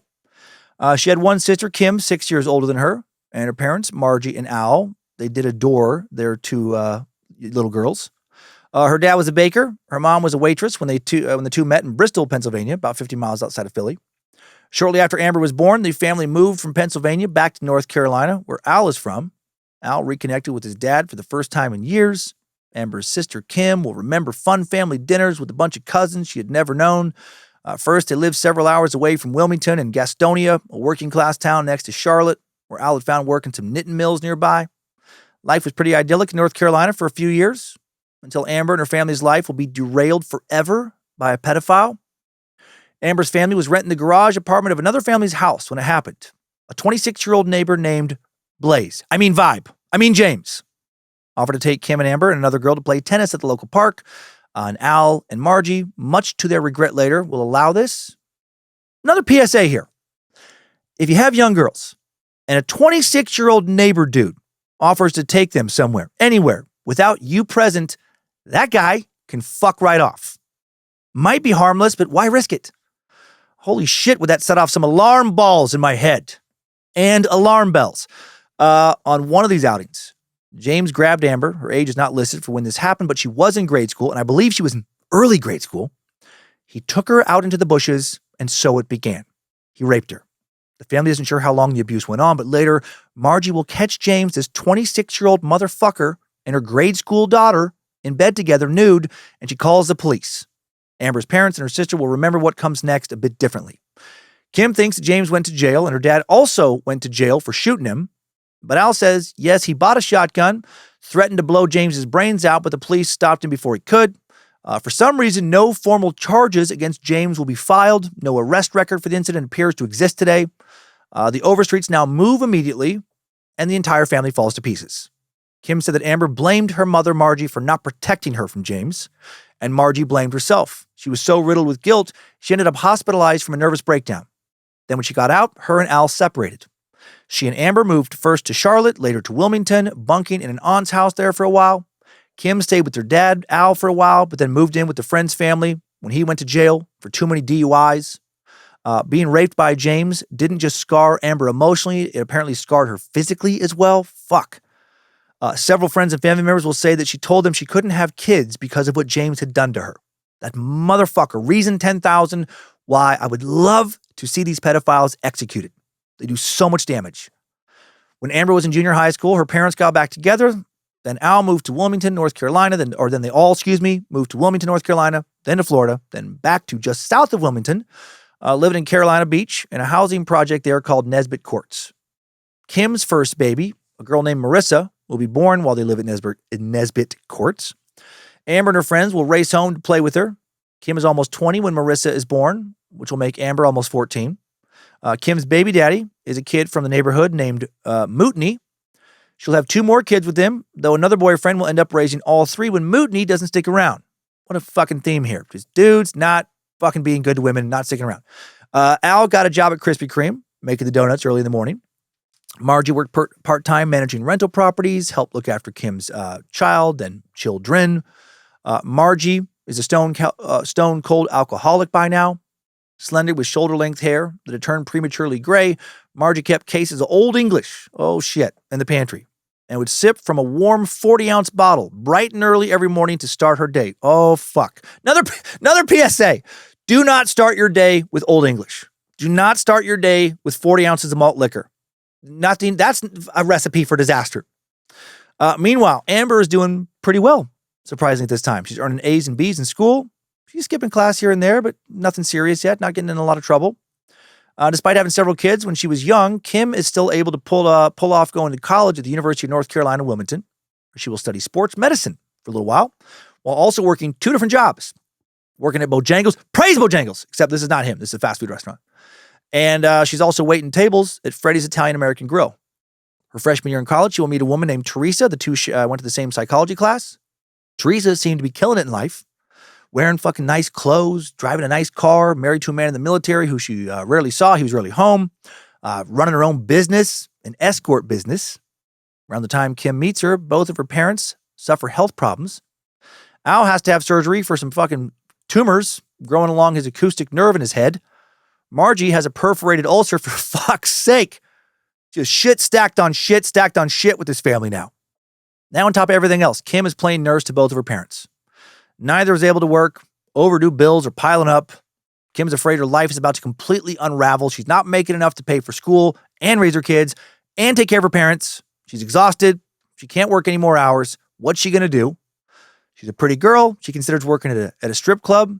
But Teresa, the escort madam, tells her she won't make enough for what she needs doing that and asks her to come work for her. Kim says she doesn't want to have sex for money. Teresa says it's not always sex. Sometimes just a show that clients want. On a busy night, she says the girls can make $800 just dancing. On paper, they're not escorts. The agency tells clients the girls cannot legally have sex for money. But some girls will make their own deals with the guys once they get there, called out to the house, and they keep all that extra money for themselves. For the first year or 2, Kim won't even dance for Teresa. She will just work the phones, handling reservations, and just doing that, she'll make a couple $100s on a busy night. She's able to quit working at both Bojangles and at Freddy's Italian-American Grill. Then one night, a few years into working for Teresa, Kim decides to go along with several of the escorts to watch a party they're going to. See how they party with a group of doctors and lawyers, in this case from New York and New Jersey. There was no sex. Well, almost no sex. She saw one girl give a guy a hand job in front of everybody. Weirded her out, but that was it. Each girl, Kim estimated, walked away with about $900 cash for 2 hours of work. Not long after that, Kim takes her first escort job under the name of Mia. Just her and one guy. He's really nice to her, and she makes a few $100s in 2 hours. He becomes a regular customer, and just like that, she's hooked. Soon, Kim is done working the phone and is doing escort, work full time. With her parents still struggling, her still holding the family together, she also begins to rationalize stealing from her clients, a watch here, a credit card there. Meanwhile, Amber finds out about what her sister Kim is doing while she's in her early teens and never having fully processed being raped as a child still, never going to therapy. Her parents don't put her into that. Probably don't even think of that. She now becomes hypersexual. By the time she is 16, she had started charging neighborhood boys for sex. She'll sleep with almost anybody. Sex, according to her, means nothing.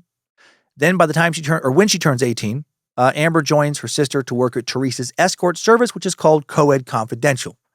The girls' parents know what their daughters are up to, but they're financially dependent on them. The roles have been reversed, and so they don't pressure them to quit. Fuck, how sad.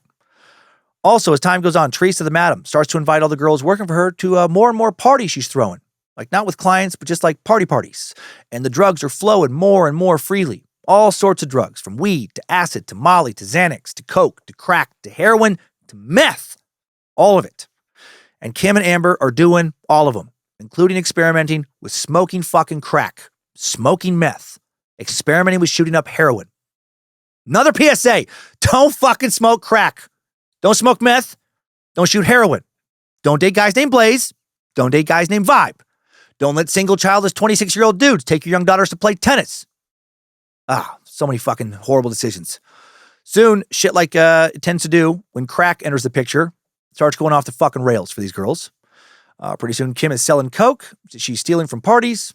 Amber gets kicked out of Teresa's escort agency for constantly stealing from her clients. Also, Amber is addicted to crack, which is what happens if you smoke crack. Now, for the rest of her life, she will struggle with this addiction and with an addiction to heroin. At one point, she is just down to 80 pounds, always in and out of rehab, in and out of sex work, and then in and out of various non-denominational Christian churches. As a born-again Christian, for the rest of her life, it is back and forth between church and crack. Seriously, she'll get married in 2004 to a guy named Michael Wilhelm that she met in church, only to divorce within a year after another crack relapse. Her sister Kim ended up moving to Long Island, where she will have 3 more kids with another guy by 2009. She already had 3 kids in North Carolina, so she has 6 in total, and she will lose custody of all of them. Fuck. She was so close to getting out of all of this back when she was in school. Now she's struggling with her own crack addiction. In 2005, Amber's mom, Margie, dies after her ulcer comes back with a vengeance and ruptures because she's a fucking alcoholic. At the end of 2007, Amber gets married to a second time to a guy named Don Costello. She met again at church. A year later, Amber and Don adopt a child from a family they went to church with, a little baby boy named Gabriel. But then just a few months after that, just 50 months after getting married, Don files for divorce in March of 2009. Asked why, he'll only say, she was not truthful throughout our marriage. Feel like she may have fucked around on him behind his back and also smoked crack behind his back. Later that same month, Amber's arrested for trying to steal some toothpaste from a local grocery store. She had relapsed again hard. She then moves to Long Island to connect with her sister. She goes there to live with a guy her sister Kim is sometimes fucking behind Kim's current boyfriend's back, her current baby daddy's back. This guy, this backup boyfriend of a sort, is named Dave Schaller. What a mess. Amber goes to rehab right after getting to Long Island. And in rehab, she meets a guy named Bjorn Brodsky, a guy who goes by the name of Bear, though. God damn it. Never date a guy named Blaze. Never date a guy named Vibe. Never date a guy named Bear. She does date Bear. And she and Bear move in with Kim's backup boyfriend, Dave, when they both get out of rehab. Now they all live together in the town of West Babylon in Suffolk County on Long Island. Amber loves Bear. I guess, he is pretty good to her, especially at first. She gets clingy with him, always needing to cuddle, always wanting more physical contact, to be held and protected. Amber, by this time, has also lost nearly half of her fucking teeth to smoking crack and smoking meth. Self-esteem, not sky high. Then soon, frustrated with not having enough money for this or that, Kim and Amber return to escorting. This time, they want to do it through Craigslist. Just for a little while, just until Amber has her own place, money for new teeth. Kim has some money in savings. This time, they will work together. Yes, 2 sisters being hired by the same client for sex work. This is like fucking Requiem for a Dream, but even darker. This episode is feeling like a big PSA to stay away from crack, heroin, meth, sex work.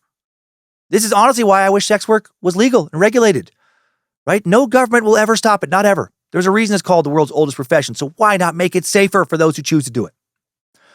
Drives me fucking crazy. That's never considered. Kim and Amber now want Dave, Kim's backup boyfriend, to work as their driver. He's a big guy, 250 pounds, over 6 feet tall. He can be a bodyguard. He doesn't want to. He refuses to take their money for this, but he agrees to help them when he can if he can't talk them out of it. At first, Amber and Kim have a no touching rule. They'll just dance or play with themselves and let these guys watch Jesus Christ. They're sisters. That rule doesn't last long. Now these 2 sisters are fucking the same dudes. This is a nightmare. Sometimes each girl will also work solo, and then Bear relapses on heroin. Soon, Kim and Amber are now using it again as well. Then they all start doing coke, smoking crack. Dave holds out at first, but pretty soon he's shooting up, smoking crack as well. Then their lives really fall apart because it's crack. Dave will lose 40 pounds over the next few months. Bear doesn't say how much he loses as well, but I guess he becomes like a fucking skeleton. Amber and Kim are getting more reckless with their escort work. Bear is not, Bear was driving him to gigs for a little while too. So was Dave. Neither one of them are doing that now. They're just sleeping with, whoever, letting these guys do whatever they want to them as long as the money is right. God knows what kind of degradation they endured. Amber, though, she's making up to $14,000 in a month, but it's all going to drugs. All the money the girls are making is going to drugs, and the group is selling everything they own for more drugs. Cars, TVs, everything. Soon the house they live in is a true crack house. Stinks, it's filthy. There's barely any furniture. There's holes in the walls from tantrums thrown by people who either high as fuck or going through withdrawal. Now Kim and Amber are not always, again, they're not having the guys driving them to clients anymore, pretty much at all, because everyone's too fucked up. Summer of 2010, Amber goes out alone, then calls Dave and Bear crying. She was stranded and bloody along the side of a highway. Some John had beat the shit out of her when she refused to blow him. Then in August of 2010, Bear gets arrested. Cops find 3 bags of coke on him and a knife he was not allowed to carry because he was a convicted felon. He gets sent to Rikers Island. Amber bails him out with $3,800 in cash, and he promptly ODs and almost dies. Falls into a coma, spends 3 weeks in the hospital, then he's sent to rehab, then he's sent back to jail. Amber's heartbroken. She's also still addicted to both fucking crack and heroin, and maybe meth. Doing sex work still full-time to pay for the drugs, Amber starts to talk about how she is better off dead, how she hates that she is struggling with substance abuse, she hates sex work. Dave Schaller will later say she knew what she was doing was degrading, just despicable. She absolutely hated it. On September 2nd, 2010, she leaves her home in West Babylon for the last time, off to meet another client she had met through Craigslist. She had placed the ad about 5 p.m. He had agreed to pay her $15 for the night, 6 times her normal rate at this time. Typically for overnights, in the past, she'd have the guys come, to the house. But she felt comfortable after talking with this guy on the phone numerous times to go to his house. And Bear can't go protect her. He's in fucking jail, prison. And, Dave is high on heroin. This guy said he would pick her up by 11 p.m., have her back by 7 a.m. the next morning. Somehow he also convinced her to leave her purse and phone at home. Dave walked out the front door with Amber. When she left, she hugged him, said she loved him. She leaves. He sees her walking down the street. Then he never sees her again. 3 days later, he calls Kim, who's back in North Carolina, tells her that Amber still has not come home. Also calls Bear in prison. Bear knows immediately that she's dead. Assumes. 2011, Dave Schaller will speak to CBS and say, this guy was relentless. He called several times. He was on the phone with her for quite a while each time. Dave then told 48 Hours he didn't see the client's face, but he thought he had seen, didn't get like a good look at the guy's face, but he thought he had seen the guy before. When speaking to the police, he described the guy as ogre-like and said he drove a first-generation Chevy Avalanche. Dave also said that no one in Amber's family looked for her after she went missing. Interestingly, a few weeks before Amber went missing, a client, perhaps this same client, had asked her to meet him at the same Holiday Inn Express where Megan Waterman was last seen alive. December 11th, 2010. 3 months after Amber goes missing, Suffolk County Officer John Malia and his cadaver dog Blue are searching Gilgo Beach, close to the shoulder of Ocean Parkway in Suffolk County. Malia and Blue had searched Oak Beach throughout the summer of 2010. He changed his search location on December 11th, basing his choice on FBI data indicating that dumped bodies are often found close to roadways. And Blue alerts Officer Malia to a scent, which they track to a skeleton wrapped in burlap. Authorities assume this was the missing Shannon Gilbert, the girl who had made that long and very confusing 911 call. Because Oak Beach is just 8 miles from Gilgo Beach via Ocean Parkway. But the victim was 24-year-old Melissa Barthélemy, who we met earlier. She had disappeared in July of 2009. Law enforcement swarmed the beach to continue searching, and on December 13th, 2010, 3 more bodies are found. 25-year-old Maureen Brainard-Barnes, 22-year-old Megan Waterman, and 27-year-old Amber Costello. The Gilgo Beach Four. Their remains were all found within a quarter mile of the first discovery. The Gilgo Beach Four found in similar positions, bound with belts or tape, 3 of them wrapped in burlap. The cause of death for all 4 women was listed as homicidal violence. All 4 victims are petite young women around 5 feet tall and 100 pounds. The killer clearly has a type. All 4 of them are sex workers who met with clients online through Craigslist. Dominic Verone, chief of detectives in Suffolk County, believed the killer scrolled through online ads on Craigslist to find his preferred victim type. He said if he desires a particular height and weight and eye color, he can do that. And I think if you look at the Gilgo Four, they're very, very close with unique characteristics. Very petite, 5 foot or under, 100 pounds, hazel green eyes. He's not totally correct here. Megan Waterman was 5'5", but also she was very thin, very petite. Investigators theorize that the killer might have intentionally targeted smaller women because they would be easier to overpower, easier to subdue and torture. And after they had died, their bodies would be easier to transport. Verone believed the killer was probably a local, somebody familiar with the area along Ocean Parkway where the bodies were found. an area he had clearly chose as his dumping ground, at least one of his dumping grounds. Currently, there was a bike path in this area, but back in 2010, the area was covered in thick brush and reeds that would grow, 10, 12 feet tall. Very few joggers and cyclists ever went there. Instead of burying the bodies, the killer could just toss them into the brush. And it took years for them to be found. Months, years. Investigators also speculated that the killer might have posed as a hunter, a private trash hauler, or somebody else who would have had a reason to be there. The killer was also likely somebody who was especially charming or persuasive, because he was able to convince Amber Costello to leave behind her phone. Killer was brazen and sadistic as well, as evidenced by the disturbing phone calls received by Melissa Barthelomy's little sister. Throughout the spring of 2011, investigators continued searching for Shannon Gilbert on and around Gilgo Beach. They don't find Shannon, but they do find 4 more bodies. March 29th, 2011, the skeletal remains of Jessica Taylor's skull, hands, forearm are found on Gilgo Beach. Remember Jessica? These additional remains were found 50 miles from Manorville, where Jessica's torso had been found back in July of 2003. Her case is unique because she was the only person identified years before she was linked to the Long Island serial killer case. April 4th, 2011, less than a week after Jessica Taylor's skull, hands, and forearm are found, 3 additional sets of remains are found on Gilgo Beach. The head, right foot, and hands of a woman labeled Jane Doe No. 6 are found. Authorities will eventually learn that Jane Doe No. 6 is the same woman whose torso had been found wrapped in a trash bag in Manorville in September of 2000. The remains of a female toddler also found on the beach. Man, so sad, she'll be referred to as Baby Doe. The third victim is an unidentified Asian male dressed in women's clothing. He was believed to have been between 17 and 23 when he died, most likely 5 to 10 years before he was found. The greatest distance between victims, just 1.4 miles. Shortest distance, 0.04 miles. April 11th, 2011. A week later, 2 more sets of human remains are found off in Nassau County, 7 miles west of Gilgo Beach. A woman's skull and teeth uncovered at Tobay Beach. DNA testing will link this woman's remains to the pair of legs that were found on Fire Island back in 1996. Jesus, just scattering these fucking people all over. Another woman's remains are found in the brush near Zacks Bay at Jones Beach State Park. She was listed as a Jane Doe, but DNA testing will confirm that these are the remains of Peaches, that unidentified woman whose torso had been found stuffed inside a black plastic bag inside a plastic container in Hempstead Lake State Park in Rockville Center back in 1997. Some of Peaches' limbs still have not been found. Her skull has never been found, which means investigators have not been able to put together a composite sketch of her. May 9th, 2011.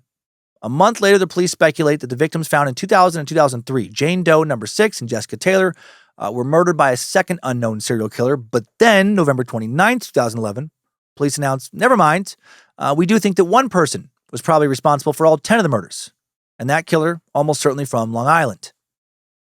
Early December 2011. The following month, investigators find Shannon Gilbert's belongings, including her purse, shoes, and cell phone. It's some marshland less than a mile from where she was last seen, less than 8 miles from Gilgo Beach. December 13th, 2011, a few days later, Shannon Gilbert's body is finally found a quarter of a mile from her belongings. Her remains were found lying next to Blaze. That motherfucker had been hiding in those reeds since the summer of 2009. No. Her remains were found in the reeds, north of a trench about 3/4 of a mile from where she was last seen. Shannon's exact cause of death could not be conclusively determined, but police believe she died of an accidental drowning. The woman whose disappearance did more than anything else to get investigators to search the area where the Long Island serial killer's victims will be found, almost certainly not a victim of the Long Island serial killer herself. Suffolk County Homicide Section Commanding Officer Kevin Bayer explained that Shannon wandered into the marshland where reeds can grow again up to 12 feet high, saying, "One cannot tell where the highway is or where the bay is." Former Suffolk County Police Commissioner Richard Dormer, Dick Dorm, almost like Dick Storm, which would be fucking great, told NBC she traveled at least a half a mile, 3/4 of a mile on foot through that muck. It would have been very easy to get exhausted, fall down, not be able to move any further. Shannon's family paid for a private autopsy, and while this new autopsy also did not find sufficient evidence to determine a cause of death, former NYC medical examiner Dr. Michael Baden, he said the findings were, quote, consistent with homicidal strangulation. Didn't say she necessarily was strangled, but possibly.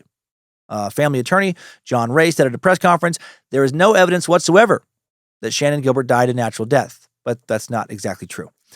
They just don't know. John Ray and his colleagues went to the marsh themselves to see if Shannon could have traveled through the area on foot or not. They believe it would have been almost impossible for her to walk through the area without cutting her feet up badly.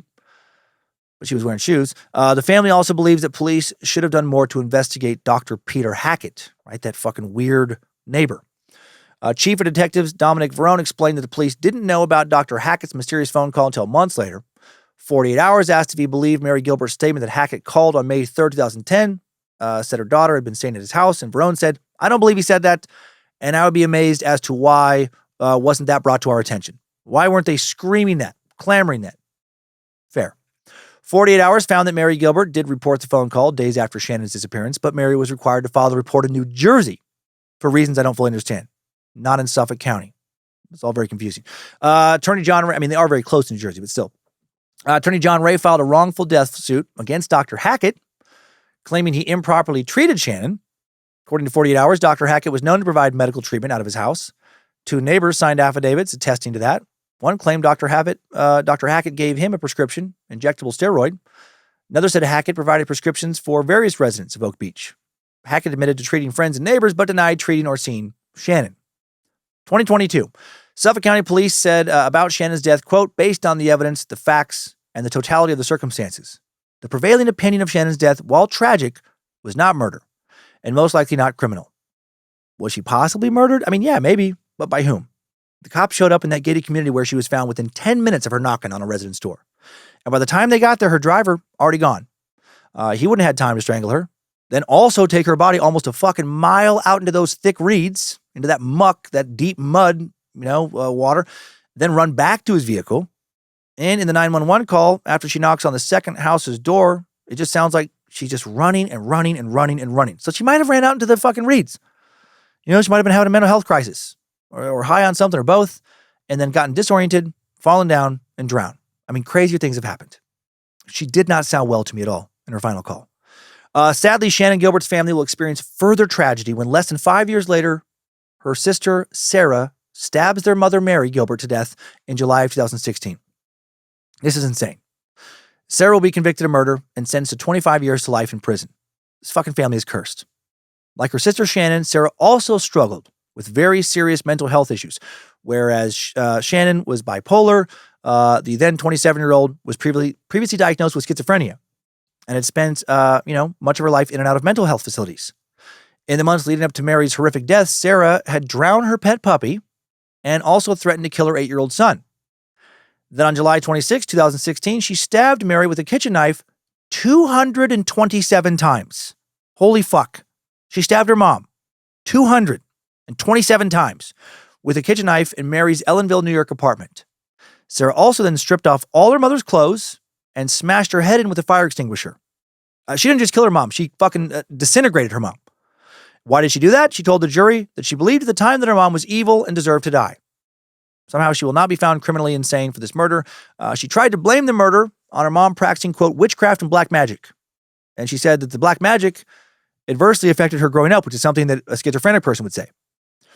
Her sister Stevie disagreed, testifying that Sarah was jealous of their mom's relationship with her other daughters.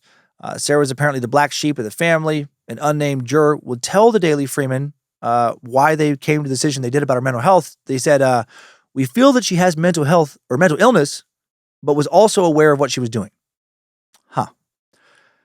January 2012, Chief of Detectives Dominic Verone, who had helped organize a task force to investigate the Long Island serial killer, is, according to an interview he gave later, forced to retire. A new police chief, James Burke, had taken over and immediately reduced manpower. He cut jobs, also cut off access to the investigation to the FBI. Why would James not want the FBI looking into what he was doing? Because he is corrupt as fuck. Also didn't care about catching a serial killer who was targeting sex workers. Back in 1995, a Suffolk County Police Department internal probe found that Burke had, quote, had a relationship with a woman engaged in prostitution and drug dealing and had engaged in sex acts in police vehicles while on duty and in uniform. How the fuck is that guy later named police chief? What a joke. How was he not fired and banned from working in law enforcement for the rest of his life? That's disgusting. Clearly, he is not the only corrupt cop in Suffolk County. If somebody fucking put him in charge. Just a year after this pile of shit becomes police chief in May of 2013, The FBI and the U.S. Attorney's Office opened an investigation into Burke's alleged beating of a suspect in police custody.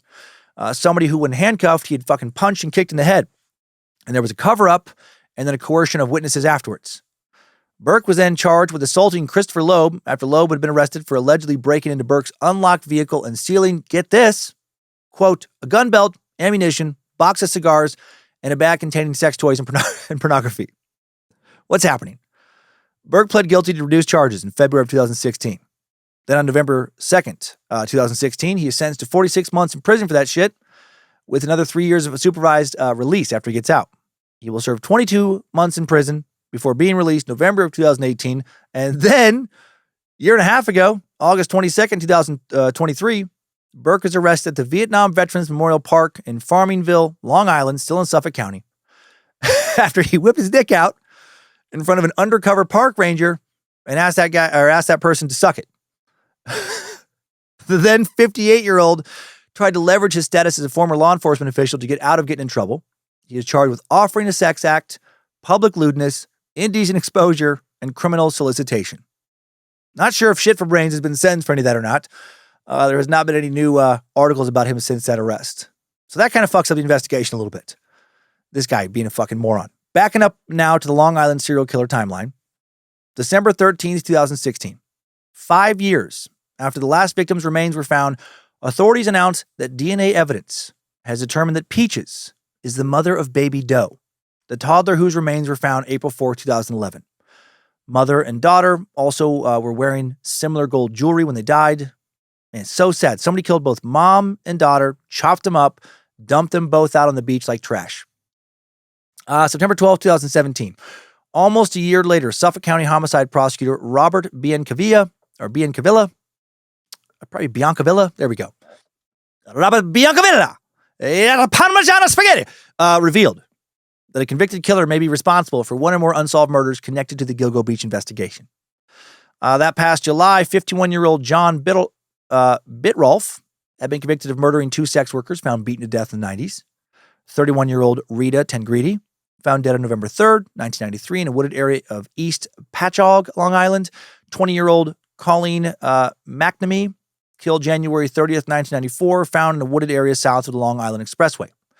Both victims died from strangulation and blunt force trauma to the head. But unlike many of the suspected Long Island serial killer victims, their remains had not been mutilated. On September 12th that year, Bitrolf received 2 consecutive 25 years to life sentences. He was arrested back in July of 2014. At the time of his arrest, prosecutors said there was no link between Rita Tengridi and Colleen McNamee and the Gilgo murders. Also, at the time of his arrest, he was a married father of 2. He was 27 at the time of the murders, which remained unsolved until DNA evidence finally linked him to the victims. The DNA was first traced to his brother, who had been convicted of violating a protective order in 2013 and had to give a DNA sample. The sentencing prosecutors did not say which of the Gilgo Beach victims he could be connected to. However, Bitrolf lived in Manorville, where 2 victims were found, their remains, in the early 2000s. He was also a hunter who reportedly really enjoyed killing animals. I don't know why that's what the source said, is he particularly enjoyed it. And he was a carpenter with access to different types of saws. Both bodies found in Manorville had been dismembered. Additionally, the daughter of Rita Tengridi was best friends with Melissa Barthélemy, one of the Gilgo Four. Jesus. Melissa's mom even said she had a lot of calls to Manorville from her phone before she died. Investigators also thought that Bitrolf might have committed the 1993 murder of Sandra Castilla, but male hairs found in her body did not match him. September 2019 now, 2 years later, state officials allowed investigators to ask the FBI to use genetic genealogy to find potential relatives of the victims or suspects. 4 months later, January 16th, 2020, Suffolk County Police Commissioner Geraldine Hart, a former FBI agent who joined the department in 2018, attempted to spark new life into this investigation by releasing some key evidence. A man's belt with 2 initials, either HW or, if viewed upside down, MH. Commissioner Hart said about the belt, "We do believe that this item was handled by the suspect and did not belong to any of the victims." The department also established the Gilgo News website to post updates and accept tips for the investigation. May 28th, 2020, 4 months later, Jane Doe number 6, whose partial remains have been found in September of 2000, and then more remains have been found April 14th, 2011, now identified as 24-year-old Valerie Mack. She was identified with genetic genealogy.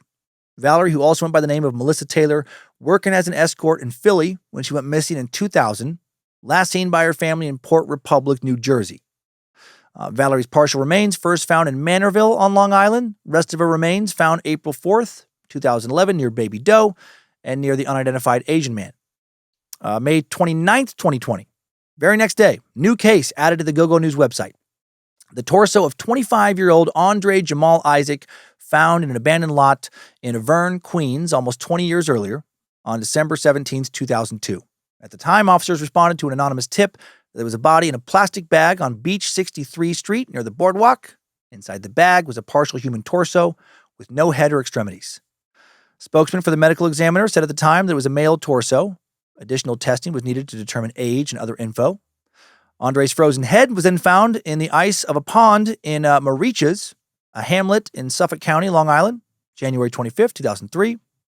Andre's arms and legs also found in a plastic bag in Suffolk County. DNA testing done in Suffolk linked the remains to that torso found in Auvergne. Torso was found dressed in a skirt, bodysuit, and tank top.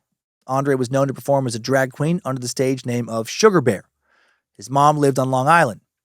One of Andre's friends saw him leaving with a secret friend just before Thanksgiving 2002, and then he was never seen again. Andre's mother said he was a talented female impersonator and dancer who could enter contests all over the East Coast. He was a big bear. No matter what his lifestyle, he was still a human being. February 2022. Nearly 2 more years have gone by with zero movement in the case. But then Suffolk County Police Commissioner Rodney Harrison and Suffolk County DA Ray Tierney form a new task force to look into the Gilgo Beach murder cases. The new Gilgo Homicide Investigation Task Force includes both state and federal agencies, and they initiate a comprehensive review of every item of evidence in the case. And this new task force kicks some serious fucking ass. And quickly. Amazing what the right minds working together can do. March 14th, 2022, the very next month, a new suspect is identified. A Long Island man named Blaze Vibe. They're the same fucking guy. They have been the whole time. No. Rex Heuermann. Officials discovered that a first-generation Chevy Avalanche was registered to Heuermann at the time of the murders. Prosecutors wrote in a request opposing bail, this was significant because a witness to the disappearance of Amber Costello identified a first-generation Chevy Avalanche as the vehicle believed to have been driven by her killer. And that witness was, if you recall, Amber's roommate, her sister's backup boyfriend, Dave Shaw, who said her client was driving an Avalanche the night she went missing. The discovery of the Avalanche leads to a comprehensive investigation into Rex Heuermann. Rex was born on September 13th, 1963. At the time he was named a suspect, he was a 58-year-old married architect with an adult daughter and a stepson, Victoria Heuermann and Christopher Sheridan. His second wife was a woman named Asa Ellerup, who was born in Iceland. They've been married at this point for more than 25 years.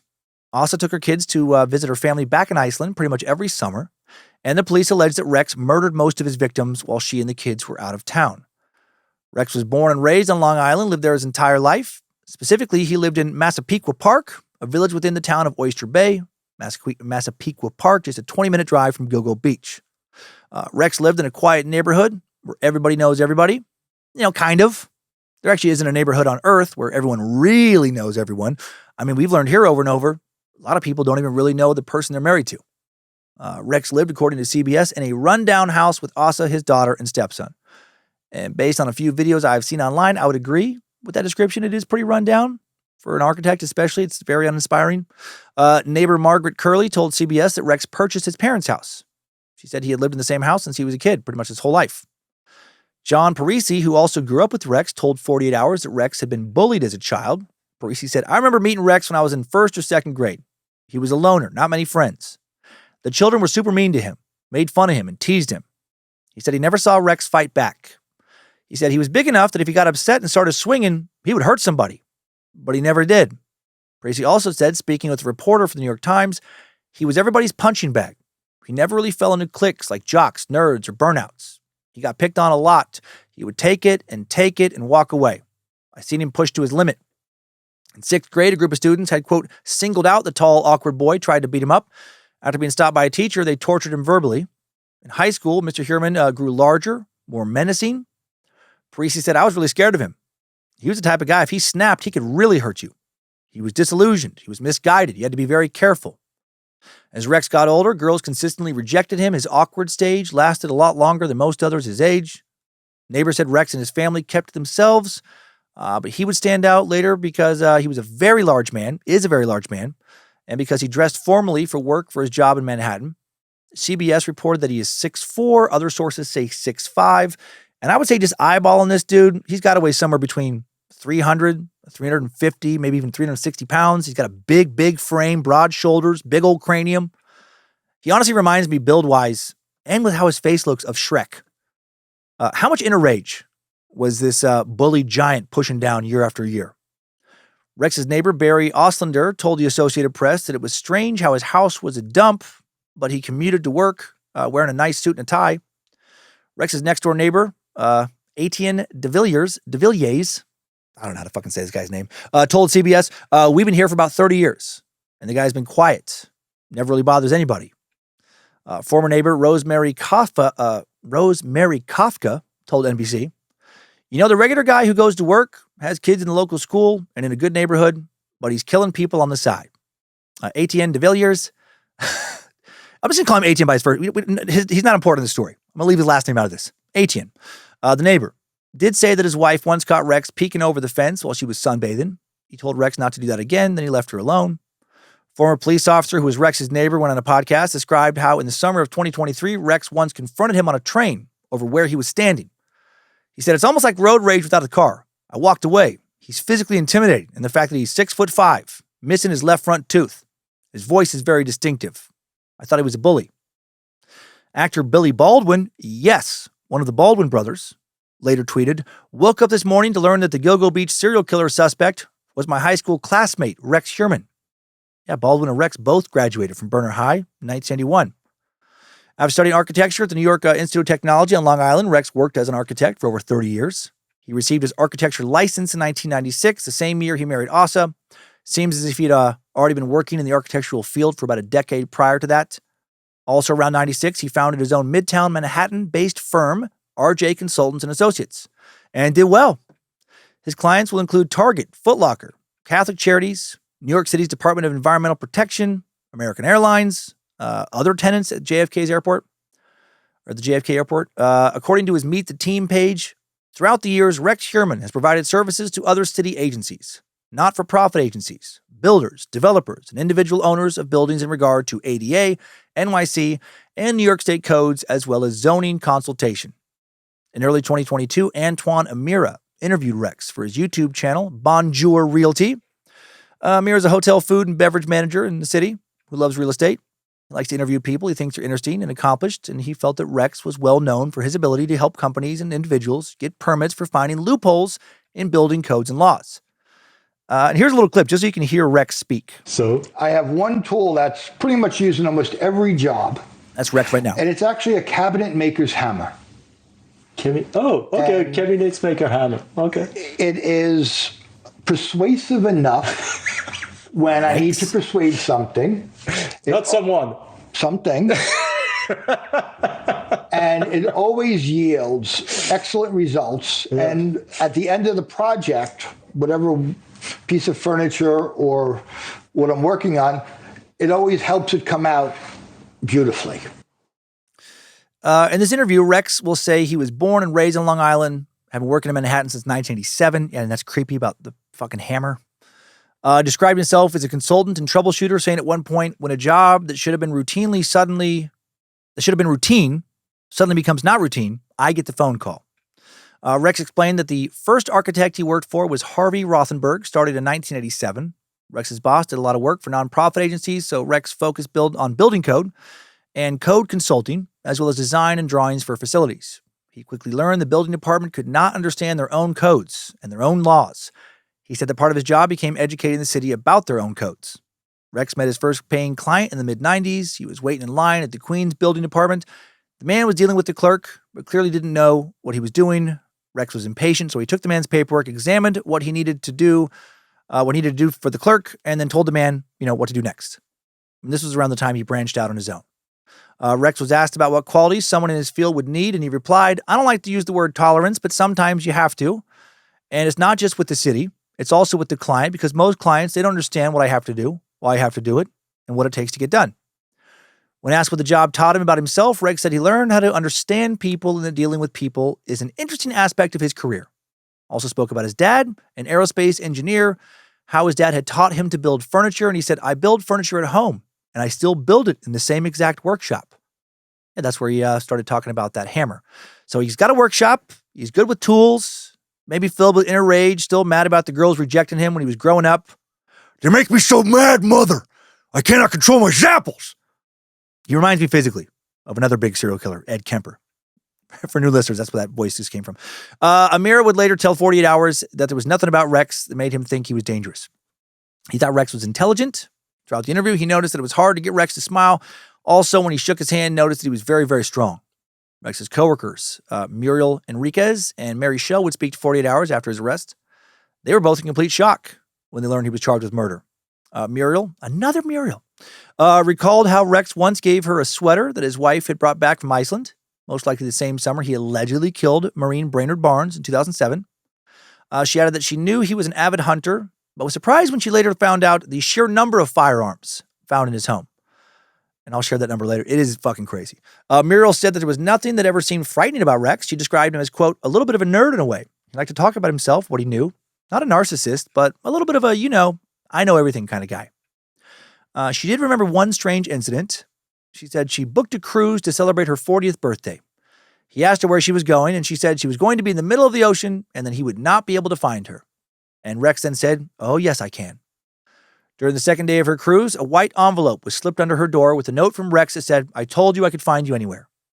She thought that was a little bit creepy, but wouldn't have thought, anything else of it if he had not become a serial killer suspect. Mary Shell started working for Rex in the summer of 2010, shortly after she graduated from art school. Mary said she had spoken to former female employees who felt disrespected by Rex. For example, he would ask a woman in the office to clean the toilets if he thought the cleaning staff didn't do a good job, but he would never ask a man to do that. He would also make comments if a woman working for him gained some weight. Refocusing on the investigation now, court documents indicate that on January 26, 2023, a surveillance team following Rex recovered a pizza box he threw into a trash can on 5th Avenue in Manhattan. They pulled DNA off of the pizza's crust, which was then sent to the Suffolk County Crime Lab for analysis. Then on April 28, 2023, a detective hand-delivered a male hair found on victim Megan Waterman that had been preserved as evidence to the same lab. It's amazing that they can do this. I'm so impressed by this kind of shit. On June 12th, 2023, the lab then compared the DNA from the pizza crust and the hair, determined that the profiles were the same. That 99.96% of the North American population could be excluded. Prosecutors wrote, it is significant that Heuermann cannot be excluded from the male hair recovered near the bottom of the burlap, utilized to restrain and transport Megan Waterman's naked and deceased body. Authorities had recovered hairs from the remains of multiple victims, most of which were too degraded to test for DNA with old techniques, but with improved technology, they will finally be able to test them, in recent years. In July 2022, 11 bottles were collected from a trash can outside of Rex's home, sent for DNA testing. DNA profiles generated from the bottles were compared to previously tested hair samples from the remains of Megan Waterman and Amber Costello. February 24th, 2023, a forensic lab concluded that a hair found on Megan's remains was a match with DNA from the bottle. That hair is believed to have come from Heuermann's wife. Investigators do not think Asa Ellerup was involved in these murders. Instead, they believe her hair was transferred to Rex because, they shared a home together. Hair from Amber Costello's remains tested also matched the DNA on the bottle. Investigators also found that Rex was linked to 7 different burner phones used to contact 7 different victims. FBI analysts compared cell site data of the victims to data from the burner phones. According to Suffolk County DA Ray Tierney, shortly after the death of the victim, he would get rid of the burner phone. Investigators additionally documented 3 different email accounts Rex possessed, where he used fake names such as John Springfield, Thomas Hawk, Hunter, 1903A3.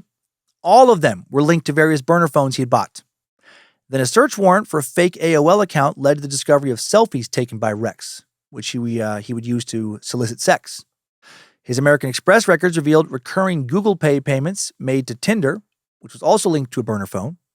Then a review of call... Man, he put a lot of fucking energy into cheating around his wife. Then a review of call records for 2 additional burner phones revealed both phones were used extensively between 2021 and 2023 for, quote, prostitution-related contacts. Law enforcement spotted Rex at a cell phone store in Midtown Manhattan, May 19th, 2023, where he purchased additional minutes for a burner phone.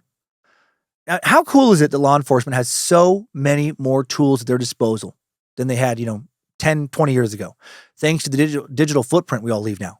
I mean, it makes my vengeance-related fantasies of getting away with some righteous murder a lot harder to realistically entertain. But I am so glad we can now catch guys we never would have been able to catch, not 30 years ago. Billing records connected Rex to cell site locations where burner phones were used to arrange meetings with sex workers. Sherman was allegedly in the same location as the burner phones used to contact Melissa Barthelemy, Megan Waterman, Amber Costello. Prosecutors believe the suspect used Melissa Barthelemy's phone to make taunting phone calls to her family, and the suspect used brainard-barnes' cell phone to check her voicemail. ABC will report investigators could find no instance where Sherman was in a separate location from these other cell phones when such a communication event occurred, and that is significant. He's always there. Back in 2012, with the FBI's assistance, the Suffolk County Police learned that most of the calls connected to cell towers inside a small area of Massapequa Park. That area became known as the Box, since it was just a couple blocks big. For example, June 10th, 2009, records showed the burner phone and Sherman's phone in the same location and traveling together from Massapequa to New York City. Okay, so he's got both phones in his pocket, whatever, one phone in one pocket, one phone in another. Then Melissa Barthelemy's phone and Sherman's phone both simultaneously traveled eastbound towards Massapequa. That's significant because it was the last day she was seen alive that happened. So he's starting to look real fucking guilty. July 13th, 2023, Rex Sherman's arrested at his office in Manhattan. Hail Nimrod. At the time of his arrest, he was carrying a burner phone linked to an email account used to conduct suspicious online searches. Between March of 2022 and June of 2023, Rex Sherman allegedly searched the internet about serial killers, how the police investigate serial killers, and for info about the Gilgo Beach Task Force. Makes me think about my own internet search history. If the media reported my search history and left out context about me researching true crime for a living, holy shit, would I look disturbing as hell. One of Rex's searches was, why hasn't a Long Island serial killer been caught? One account linked to Sherman was used to conduct, quote, thousands of searches related to sex workers, sadistic torture-related pornography, and child pornography. Damn. Suffolk County District Attorney Ray Tierney said at a news conference after the arrest, there was a lot of torture, porn, and depictions of women being abused, being raped, and being killed. So like snuff films or people pretending to be killed? I think pretending, because he has not been, to my knowledge, charged with porn-related crimes. In a 14-month period, Sherman allegedly conducted more than 200 searches on the Gilgo investigation and an untold number of additional searches for the victims. According to DA Tierney, he was searching for pictures of the victims' families, trying to locate those individuals. That is so fucking disturbing.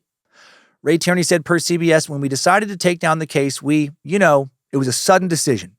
We did see him contacting a number of sex workers using a burner phone, which is obviously concerning. Investigators had to balance evidence gathering with public safety when it came to Rex's arrest. They wanted to allow the grand jury investigation to go even further, do more surveillance on him, catch him doing something even more incriminating, but in the end, they felt like they had to, quote, take him down. During the press conference announcing his arrest, Suffolk County Police Commissioner Rodney Harrison said, Rex Sherman is a demon that walks amongst us, a predator that ruined families. July 14th, 2023. Rex Sherman pleads not guilty to 3 counts of first-degree murder and 3 counts of second-degree murder.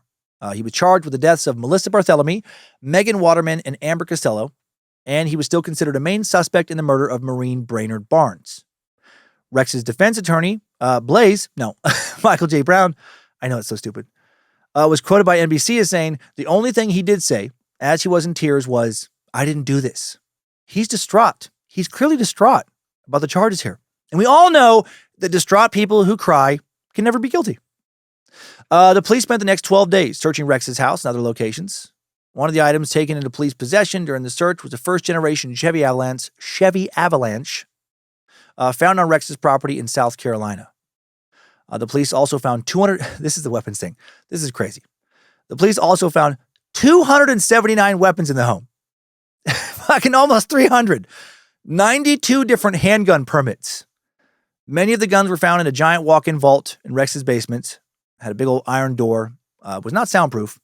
What the fuck? It feels a bit excessive. Was he preparing for the apocalypse? Was he the sergeant of arms for his local militia? Law enforcement also confiscated many other items, such as framed pictures and a doll. Not sure why they took a doll, but that feels creepy. Police searched a nearby storage unit nearby Amityville connected to the case. Sources said they were looking into whether any victims were killed at the house. Investigators are still looking to connect Rex to additional unsolved murders, especially now that they have his DNA, which has been entered into numerous databases. July 17th, 2023, Rex's attorney, Michael Brown, issued the following statement. There is nothing about Mr. Kierman that would suggest that he's involved in these incidents. Get the fuck out of here. There's so much. And while the government has decided to focus on him despite more significant and stronger leads, nope, we are looking forward to defending him in a court of law before a fair and impartial jury of his peers. The next day, July 18th, Rex's attorney speaks exclusively with ABC in front of the courthouse. He says, I was just talking shit yesterday. This guy's guilty as fuck. This is off the record, right? Oh, he's a monster. He's a fucking demon. No, he said he first met Rex on his arraignment after the arrest, and his first impression was, quote, nothing struck me as unusual about him. He was articulate. He was intelligent. He was soft-spoken. Motherfucker, have you ever watched a true crime documentary? A lot of these guys are like that. Brown also said he would have a challenging case ahead of him because Rex was guilty as fuck. No, because Rex appeared to have, quote, been convicted in the media already in the media public opinion. Yeah, for good reason, you fucking shithead. I hate so many defense attorneys. I know a lot of you do a good job, but I also think a lot of you can fucking burn in hell just for fucking representing these pieces of shit. And trying to get them off. I'm just defending the law. No, you're defending a monster. He expressed concerns about getting a biased jury. Brown said the state had circumstantial. I know it's complicated. I have friends who are defense attorneys. God damn it. But it makes me so mad. Brown said the state had circumstantial evidence against Rex, like phone records, internet searches, DNA evidence. It's not that circumstantial. He thought that was circumstantial because there were no eyewitnesses, no confessions from his client to go along with any of it. Bunch of details about Hierman's finances came out after his arrest. Nassau County records showed that Rex once owed $425,000 in taxes to the IRS, dating back to 2005. Damn. About half were repaid. Rex and his wife also owed $81,500 in personal income tax to the state. Rex also filed several lawsuits in New York. He's probably blown all his fucking money on constant sex work. Rex also filed several lawsuits in New York, accusing drivers of injuring him in car accidents. 3 cases have been settled. 1 was still pending at the time of his arrest. 4 different lawsuits against other drivers. Maybe you're the problem. July 19th, 2023, Rex's wife, Asa Ellerup, files for divorce. That doesn't look good. Since the arrest, Hierman's family has suffered greatly. Asa Ellerup is represented by attorney Bob Macedonio now, who says she is just as shocked as everyone else. Quote, nobody wants to think that they've been living with, sleeping next to a serial killer for the past 25 years. Rex's daughter, Victoria Hierman, was working at her dad's firm at the time of his arrest. Now she's unemployed, as is Rex's stepson, Christopher. Not 100% sure if Christopher was also working for his dad, but I think so. Asa has struggled financially because Rex was the sole provider for the family. She lost her health insurance after divorcing him and was diagnosed with breast and skin cancer. Jesus! Some people's luck. She does the right thing and the universe hammers her for it. So random, but Melissa Moore, daughter of serial killer Keith Jesperson, a.k.a. the Happy Face Killer, we covered in episode 166, actually set up a GoFundMe for Asa, and it raised over $50,000. Bob, Asa's attorney, said that she is living minute by minute. She has no one else to turn to at this time. Family and friends have been hesitant to have her come over because they don't want the media attention. She gets followed wherever she goes. That sucks. August 4th, 2023. Authorities announced they had identified Jane Doe number 7, whose partial remains had been found on Fire Island in 1996, and then more of her was found in Tobay Beach on April 11, 2011. The victim was 34-year-old Karen Vergata. Karen last seen February 14th, 1996, never reported missing. As mentioned earlier in the timeline, her severed legs had been found in a garbage bag on Fire Island back in 1996. Authorities believe Karen was doing escort work when she went missing. Authorities did not say if she was linked to Rex Hierman or not. Karen's identity was first confirmed October of 2022, but authorities wanted to contact her family first and initiate a confidential grand jury investigation. DA Ray Tierney also said investigators believe they will soon identify 3 more victims using genetic genealogy.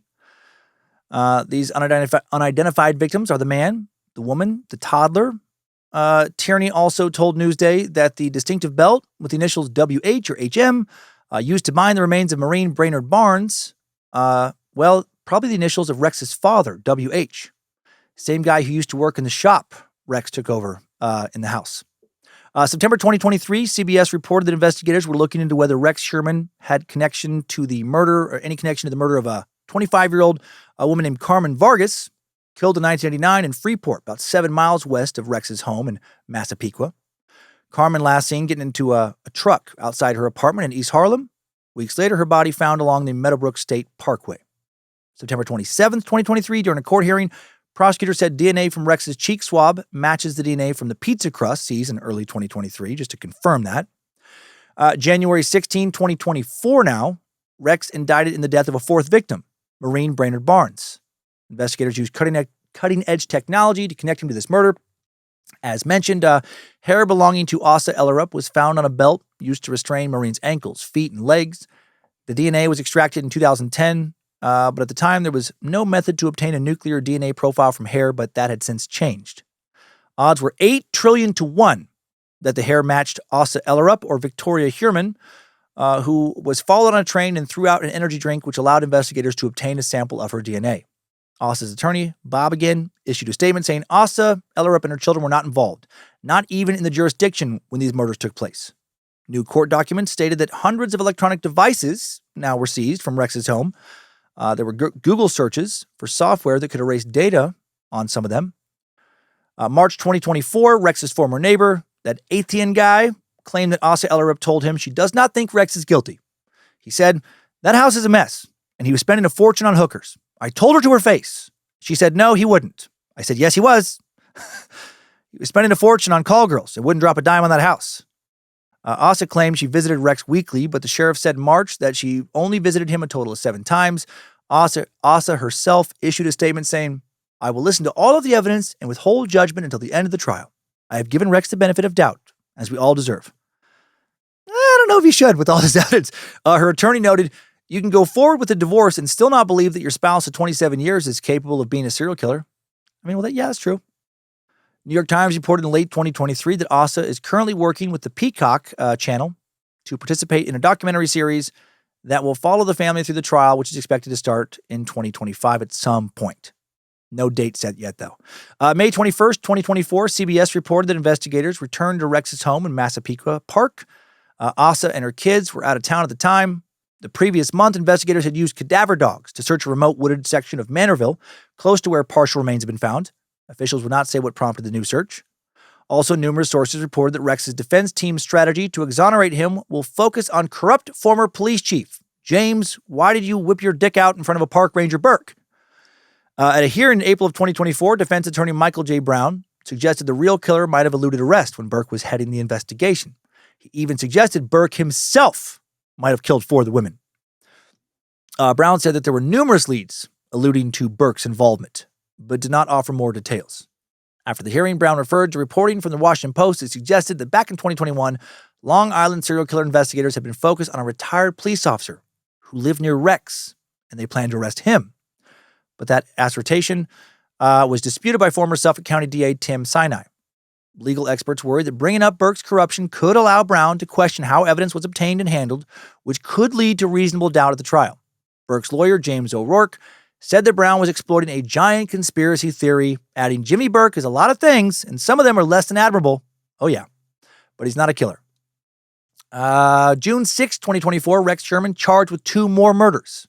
The 1993 killing of Sandra Castilla and the 2023 murder of Jessica Taylor. He's now been charged with killing 6 young petite sex workers. DNA linked Rex to both of these murders. In Jessica's case, his DNA matched a hair found on a rope under her body. 3 hairs were found on Sandra's body that were compared to DNA from the Gilgo case. The lab determined that 99.96% of the North American population could be excluded as a contributor of the male hair found on Sandra's body, but Rex was not excluded. Then another lab independently confirmed that DNA testing. Results the same in Jessica's case. Rex, also working in the same area as Jessica Taylor around the time she disappeared. He was in Midtown, July 25th, 2003, the day she disappeared. Would have been in possession of a vehicle matching the description from a witness at the scene by the dump site.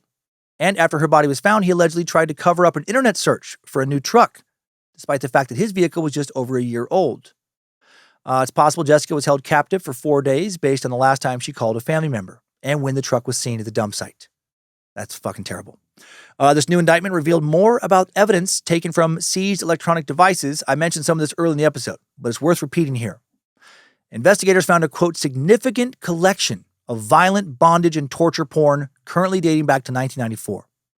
DA Ray Tierney said it is alleged that the pornographic images that were accessed by Heuermann are consistent with the crime scenes of both Sandra Castilla and Jessica Taylor. Tierney also revealed that Rex was now the lead suspect in the death of Valerie Mack, whose remains were found near Jessica Taylor's in Manorville. And in what I think is going to be the big nail, the final nail in this motherfucker's coffin, the indictment included a photo of a document that served as a, quote, blueprint to plan out his kills with excruciating detail. This is so fucking creepy. The document had been deleted in 2002, but then was recovered from one of the 350 newly seized devices in his home. So, sounds like he erased it from one computer, maybe forgot it existed on some others.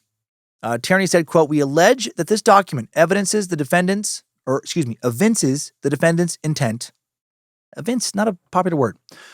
We allege this document evinces the defendant's intent in committing the charged crimes, that his intent was specifically to locate these victims, to hunt them down and bring them under his control and kill them. The document has 4 columns labeled Problems, Supplies, DS, and TRG. Among the problems list was DNA, tire marks, and bloodstains. His supplies list included booties, lysic acid, and a police scanner. Investigators believe DS stood for dump site, and TRG meant targets. Under the TRG section were the words T1 Megan and small is good. One of the Gilgo Four victims, Megan Waterman. All of the victims are small. There was also a section with headings such as pre-prep, prep, and post-event.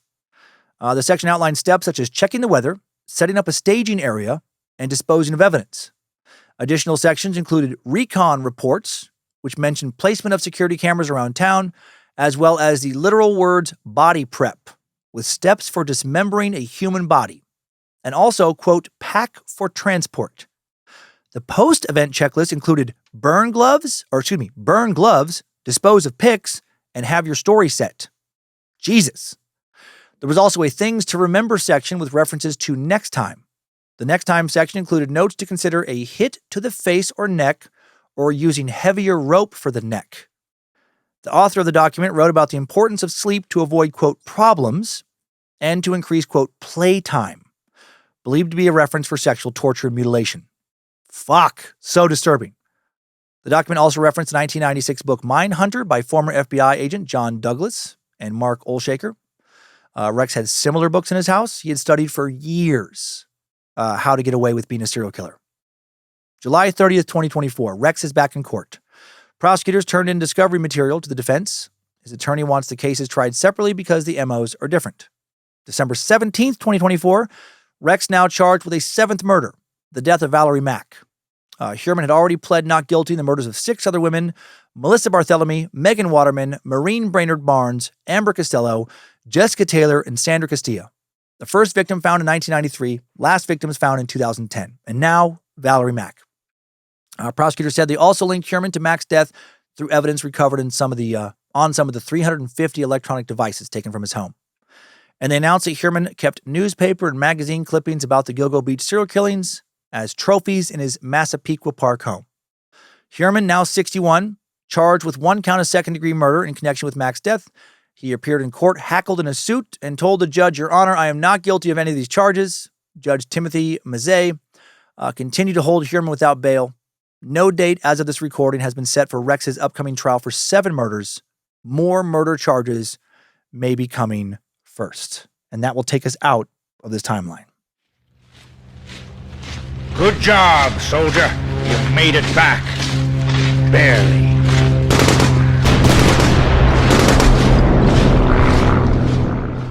The Long Island serial killer, first associated with the Gilgo Beach murders. A series of murders from the early 90s to 2010. The disappearance of a young local sex worker, Shannon Gilbert, prompted the investigation. Authorities were still searching Gilgo Beach for Shannon, who had disappeared after a disturbing 911 call made on May 1st, 2010, when they made the shocking discovery.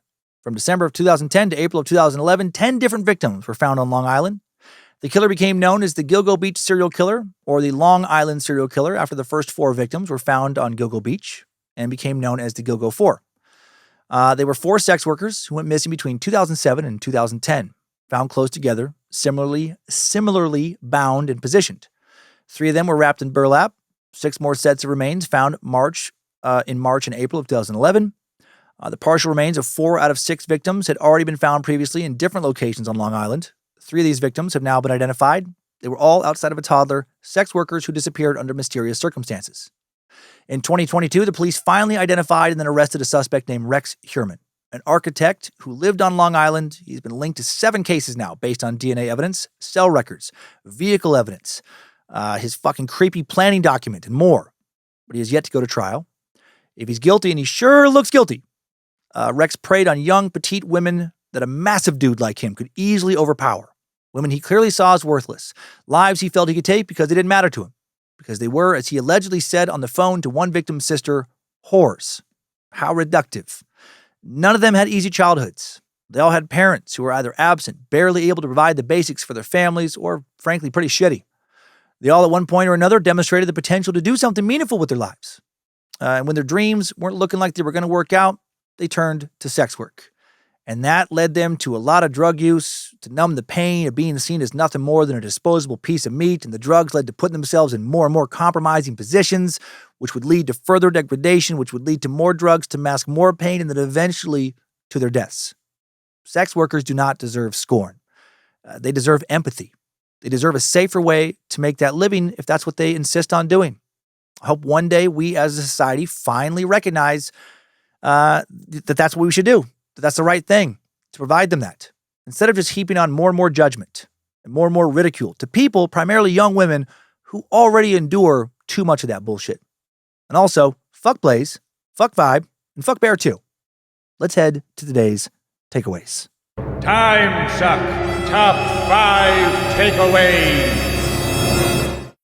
Number 1. The Gilgo Beach investigation started in December of 2010. An officer was searching the beach for Shannon Gilbert, a sex worker who went missing in May of that year, but he found another body. 2 days later, 3 more women were found on the beach.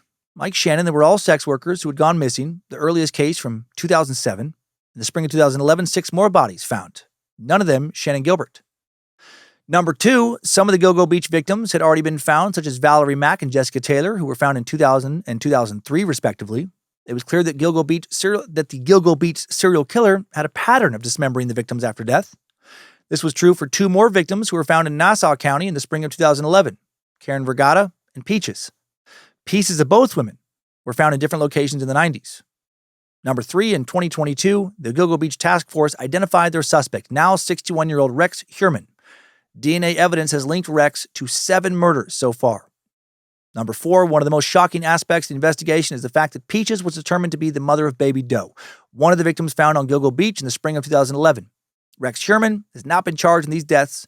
Their identities and the circumstances surrounding their deaths remain unknown. And number 5, new info. On August 28, 2023, CBS reported that 2 women in the Suffolk County Jail claimed they had previous encounters with Rex Heuermann, which they described as violent and aggressive. These encounters are believed to have happened over a decade earlier. Since Rex was arrested, the Suffolk County Human Trafficking Unit has been interviewing sex workers and showing Rex's pictures to women. So far, 5 different women have given helpful information. A woman named Nikki Brass told 48 Hours that she may have survived an encounter with Heuermann. She's now a hairdresser, but previously did some escort work. One night, she said she was solicited by Rex and ended up fleeing from the restaurant where they met up. Brass recalled, I had never gone anywhere and felt fear. My gut was telling me I needed to get away, and I never had that before. She was disturbed when Rex brought up the bodies found on Gilgo Beach. She said he wanted to really get into it. He asked me how I thought they could get rid of the bodies without being caught in that area. And I said, I've never been over there. I've never seen Gilgo Beach. And his response was, well, it's really dark and desolate. Hopefully, Rex's trial starts soon. And a jury puts that big, evil, Shrek-looking motherfucker in a cage for the rest of his life. Timesuck Top 5 Takeaways. The Long Island serial killer has been sucked. Thank you to the Bad Magic Productions team for the help in making Timesuck. Thanks to Queen of Bad Magic, Lindsay Cummins. Thanks also to Logan Keith helping to publish this episode and designing merch for the store at badmagicproductions.com. Thank you to Olivia Lee again for her research. Thanks to the All Seeing Eyes moderating the Cult of the Curious private Facebook page. Hope it's getting better there. I'm recording this several weeks ahead. Taking a little vacation. So I don't know what's going on there right now. Thanks to the Mod Squad making sure Discord keeps running smooth as well. and everyone over on the Timesuck subreddit and Bad Magic subreddit. And now let's head on over to this week's Timesucker updates. Updates? Get your Timesucker updates. Our first message sent in today to Bojangles at timesuckpodcast.com comes from an anonymous and previously insanely stoned meat sack who sent in the following message with the subject line of First Gummy Experience. Suckmaster. I've heard you get a kick out of folks' experiences with recreational substances, so I thought I'd send you mine. I have no one to share it with. My employer has a strict substance policy. My family frowns on alcohol, so they would really frown on such usage. And I don't really have buddies to share it with. So if you read this, please keep me anonymous. Oh, done, anonymous sack. Last time I had any experience with herb, it was in early 2000. Since then, nothing. And I'm a guy that doesn't like medicine at all. I even avoid Tylenol as much as possible, which may be part of why I experienced what I did. I'm almost 45, got a wife, 2 kids, basically as average as you can get, which means stressed. Was also having some issues with depression as well, so I decided to hit the local smoke shop and see if they had something that could help me out a little. I explained my situation to the folks there, had them educate me on such matters. A lot has changed in the 25 years. And per their suggestion, I left with a packet of 2 10-milligram gummies, 0.3% THC. First night, yeah, pretty real low dose. First night, I ate half, nothing. Second night, the other half, nothing. Third night, 3/4, nothing. So I get another packet, ate a whole gummy 2 nights in a row, nothing. So I go back. Ask for something with a bit more pop. Dude hooks me up with a 2-pack of something he says will have just a hair more kick than the 10-milligram stuff I'd already tried. 8 milligrams of pure THCP, it says on the package. It was the night of the Tyson fight. I go in the bedroom and watch TV. No one ever bothers me. So I fire up Netflix, pour myself a nice strong whiskey and Coke, got settled in, ate my new gummy. 2 hours passed. No effect at all. I was beginning to think I was just going to have to stick to alcohol when my wife walked into the room, asked me a question. Oh, fuck. I wasn't sure how bad it was, but I knew I was off. I fought desperately to seem as sober as possible, but now my wife wanted me to have a conversation. I attempted to talk to her as well as I could, but you could tell I wasn't right. I blabbered something about pouring my drink too strong and received a short lecture about controlling my drinking. Oh, lady, if you only knew. So now I'm slightly freaked, but hey, it's okay. It's just me and my wife. Till my kids suddenly take an interest in boxing. Next thing I know, my whole family is piled into the bed with me watching the fights. Fortunately, lying on the bed, staring at the TV was completely acceptable. And for the most part, my kids ignored me. Before long, they popped up, left the room, and headed back down the hall. All is well until my wife informs me that our 125-pound dog-horse hybrid needs to go out. Now, considering that I'm no longer sure where exactly my feet are currently located, attempting to hang on to his retractable leash is not something I'm looking forward to. I put it off as long as possible. Then I get an alert on my cell phone. Motion detected at driveway. Great. Here come the kids to tell me what I already know. A car is currently parked in my driveway, and the driver is walking around the vehicle, most likely checking his tires or something. So here's the situation. My kids are kind of freaking out because we live just far off the beaten path to make this weird. My wife is concerned about his intentions. My dog is making this terrible noise he makes when he needs to go badly, and I'm so fucking high I can barely walk. Afraid I can't hold on to the dog if he bolts. Deeply afraid that if I close my front door and walked into my driveway, I might get lost and not be able to find my way back. And I need to see why this dude is in my yard. And I cannot even take a firearm with me because I'm too high to make good decisions. And if I do use it, and even if I'm completely justified, it won't matter because impairment will negate the justification. So I wrestle my way out of bed, where I find my feet. They were on the end of my legs. Struggled into a pair of pants and a shirt. Slide against the wall for the length of the hallway. Hook the dog up and stumble outside. Fortunately, by the time I made it outside, the vehicle was gone. And thankfully, there were no animals outside for my dog to bolt after. I didn't get lost in my 1/4-acre front yard, mostly because my dog led me back. The next day, I wasn't worth a damn. I was very impaired. Stayed in bed all day. The next morning, Sunday, I actually skipped church because I was afraid someone would recognize I was still high as fuck. Monday morning, I made it into work. And by noon, I realized I still wasn't right in the head because there was stuff taken care of that I didn't remember doing. Holy shit, 3 days. 3 fucking days basically lost in a stoned haze. This has completely ended my recreational usage. Clearly, I'm not cut out for it. And this was what the dude at the store called the Diet Coke Zero of weed. I'm not a guy that keeps a lot of friends. I have a couple, but I've always enjoyed being alone. I'd love to try psychedelics, but not without a babysitter/guide/safe person to stay with me. And based off the experience I had with the gummy, there's no way in the greatest expanses of a universe of fuckery, I'm going to fuck around with LSD or something, find out how that works for me. Anyway, there you go. Bet you get a good laugh out of that. Excuse me. 3 out of 5 stars. Wouldn't change a thing. Keep on sucking. Hail Nimrod and all that good stuff. Anonymous Dumbass. Well, Anonymous Dumbass. That was a fantastic story. Yeah, I bet by Monday morning you were starting to wonder if you were literally going to be stoned forever. I've only had a few edibles linger well into the next day. Never 2 days. Also, I've never taken THCP before. That's a pretty new strain of cannabinoid. I think you ended up being a bit of a guinea pig. Here's what I read about. This comes from an article published April of 2022 on leafwell.com. THCP is an analog of THC, the compound responsible for most cannabis psychoactivity. Discovered only in late 2019 by a team of Italian researchers, THCP is one of 120 or more cannabinoids found to date in the cannabis plant, with many more potentially awaiting discovery. However, THCP is causing a particular stir in the cannabis community. The researchers found evidence suggesting that THCP may have a more pronounced impact on a cannabis strain's psychoactivity than THC itself. According to the researchers who discovered it, THCP interacts with the endocannabinoid system similarly to THC, but with a far greater affinity for cannabinoid receptors.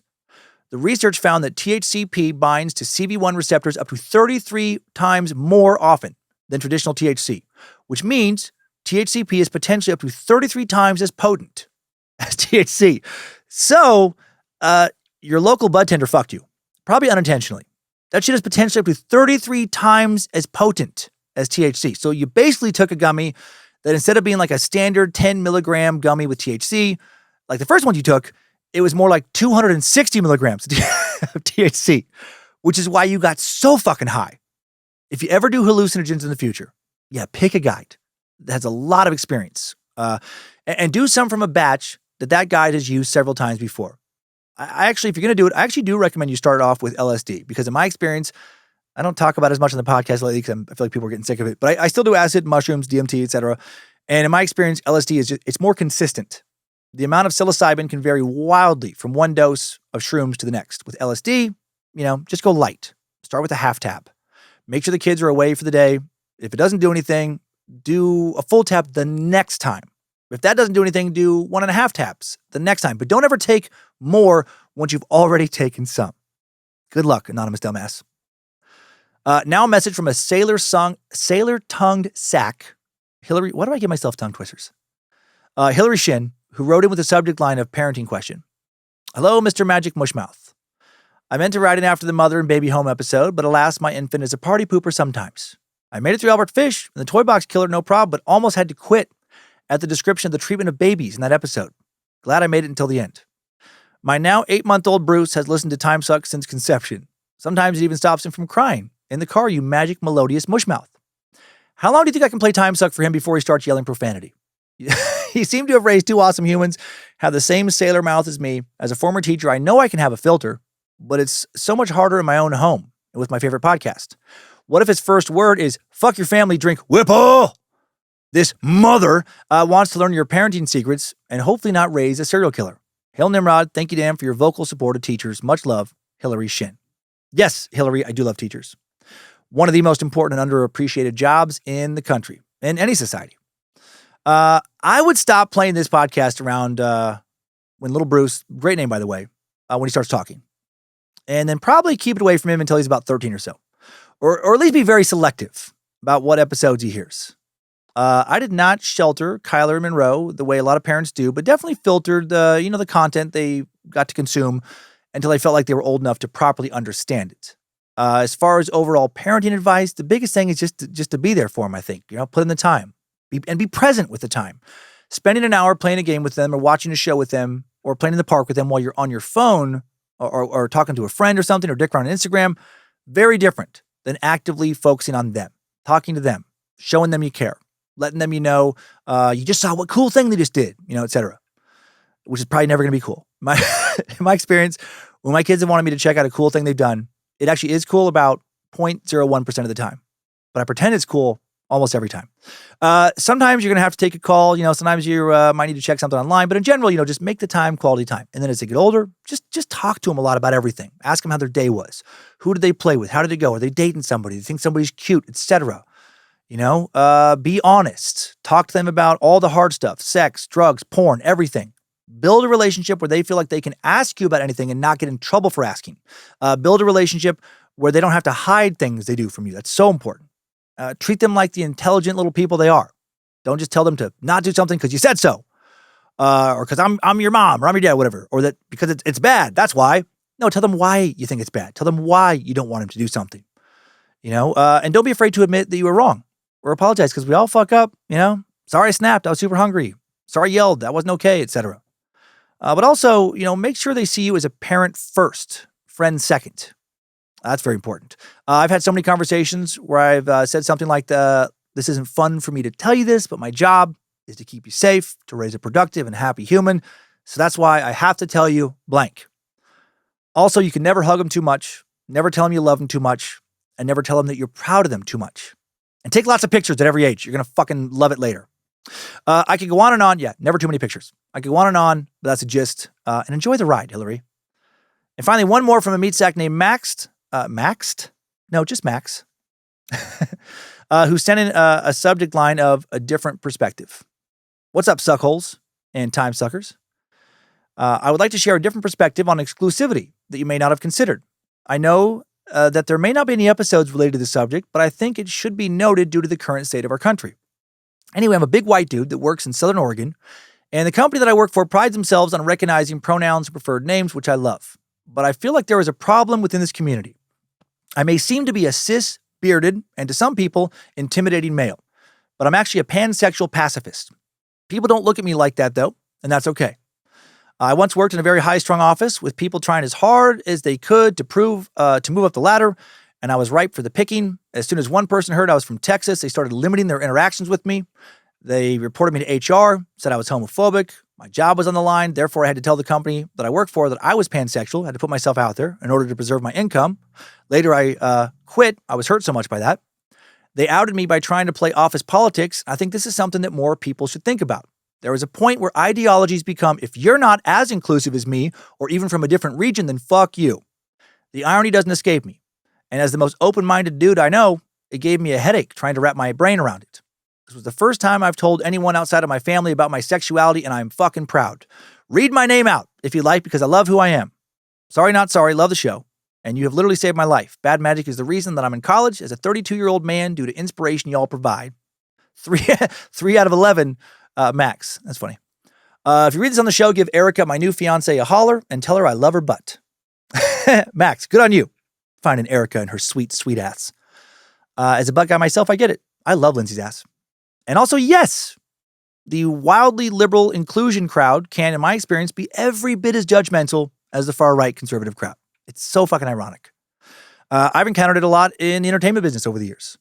Other podcasters, comics, etc. They've assumed over the years that I'm a big MAGA guy or like the pre-MAGA equivalent just because I live in Northern Idaho, have the face that I fucking have. I'm 6'1", about 240 pounds. No, I don't like either major party's ideology. I like lifting weights as a stress reliever and to stay in shape, not because I'm trying to fucking destroy people. Well, pedophiles. But I have guns, but I'm not trying to join a militia. Right? I've had other people clearly give me the vibe that they think I'm racist or homophobic. I think just because of the way I look.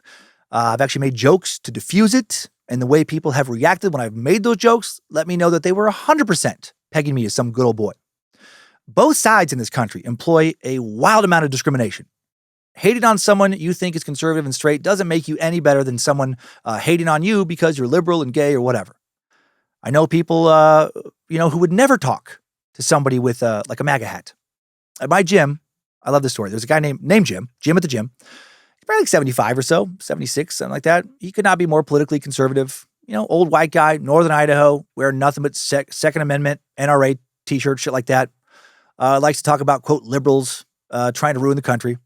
I've gotten to know him. He's a huge fucking softie. Once you get past his gruff demeanor. His daughter is, according to him, a very liberal Southern California sociology professor, and he is obviously so proud of her. Flies down to stay with her all the time. She wants him to move back to SoCal and stay with her. I think he will. He's up here helping out a son of his up here. This daughter down in Southern California is married to a Filipino man who Jim likes to say is also a huge liberal, and he clearly loves him. And he loves his mixed race grandkids. He's a Vietnam vet, big Christian, who recently gave his truck to a young couple at his church because their vehicle died and they couldn't afford a new one. He talks to everyone at the gym, regardless of what they look like. He loves me, even though I have a bunch of pagan tattoos on my arms. And he would help anybody. Gay, straight, trans, cis, white, black, if they needed his help. Even if many of those people would never give him the time of day because they assume that he hates them. But he doesn't. Any ideology can be wielded like a weapon. Listening to those who differ from us, taking the time to get to know them, see their humanity, that is the way we build a better society. Not this polarizing, divisive bullshit too many of us do now thanks to so many politicians. Thanks for the message, Max. Kick some ass in school. Worship Erica's sweet ass every chance you get. Hail Lucifina and hail Nimrod. Thanks for the messages, everybody. Thanks, time suckers. I needed that. We all did. Well, thank you for listening to another Bad Magic Productions podcast. Scared to Death, Timesuck each week. Short Sucks and Nightmare Fuel on the Timesuck and Scared to Death podcast feeds twice a month. Please do not decide to make money this week doing sex work through Craigslist. And don't smoke crack, or smoke meth, or shoot heroin, or date or fuck a guy named Blaze, Vibe, or Bear. And definitely don't do all of that. Just keep on sucking.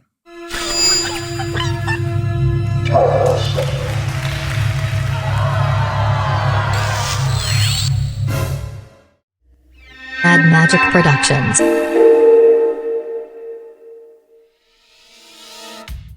February 10th, 2024. Long Island, New York. Former kind of major Hollywood star Billy Baldwin, his wife China, vocalist for Wilson Phillips. How is that band still together? Were walking along Gilgo Beach when they saw something in the reeds. Upon closer inspection, it was the dead body of 42-year-old small-time pimp Blaze Wilson. Billy and China called the police, who, when they searched the area, found the body of another small-time pimp, 45-year-old Vibe Johnson. Next to the men was a trash bag full of shitty mixtapes. A task force was formed by the Suffolk County Police Department to search for a new serial killer in the area. They had dubbed the Long Island Pathetic Excuse for a Pimp Destroyer. All three men were violently sexually assaulted before they died. It's believed the bodies were dumped the previous summer, and investigators have met with several witnesses who all say they saw a group of short, petite young women in miniskirts and lots of makeup in the area at the time. Police believe one of them may be the Long Island Pathetic Excuse for a Pimp Destroyer, or that all of them may have worked together to kill these pathetic pimps. These women are believed to be sex workers active on Long Island. One of the women was overheard saying, "Serves them right. All they did was prey on us. It's about time the predators got preyed on themselves." Join me. Perhaps you hold the crucial clue that will solve tonight's unsolved mystery. But if you do, please do not share it with us. I'd like to see this killer put some more of the blazes and vibes out of the world down in the dirt, if you hear what I'm saying.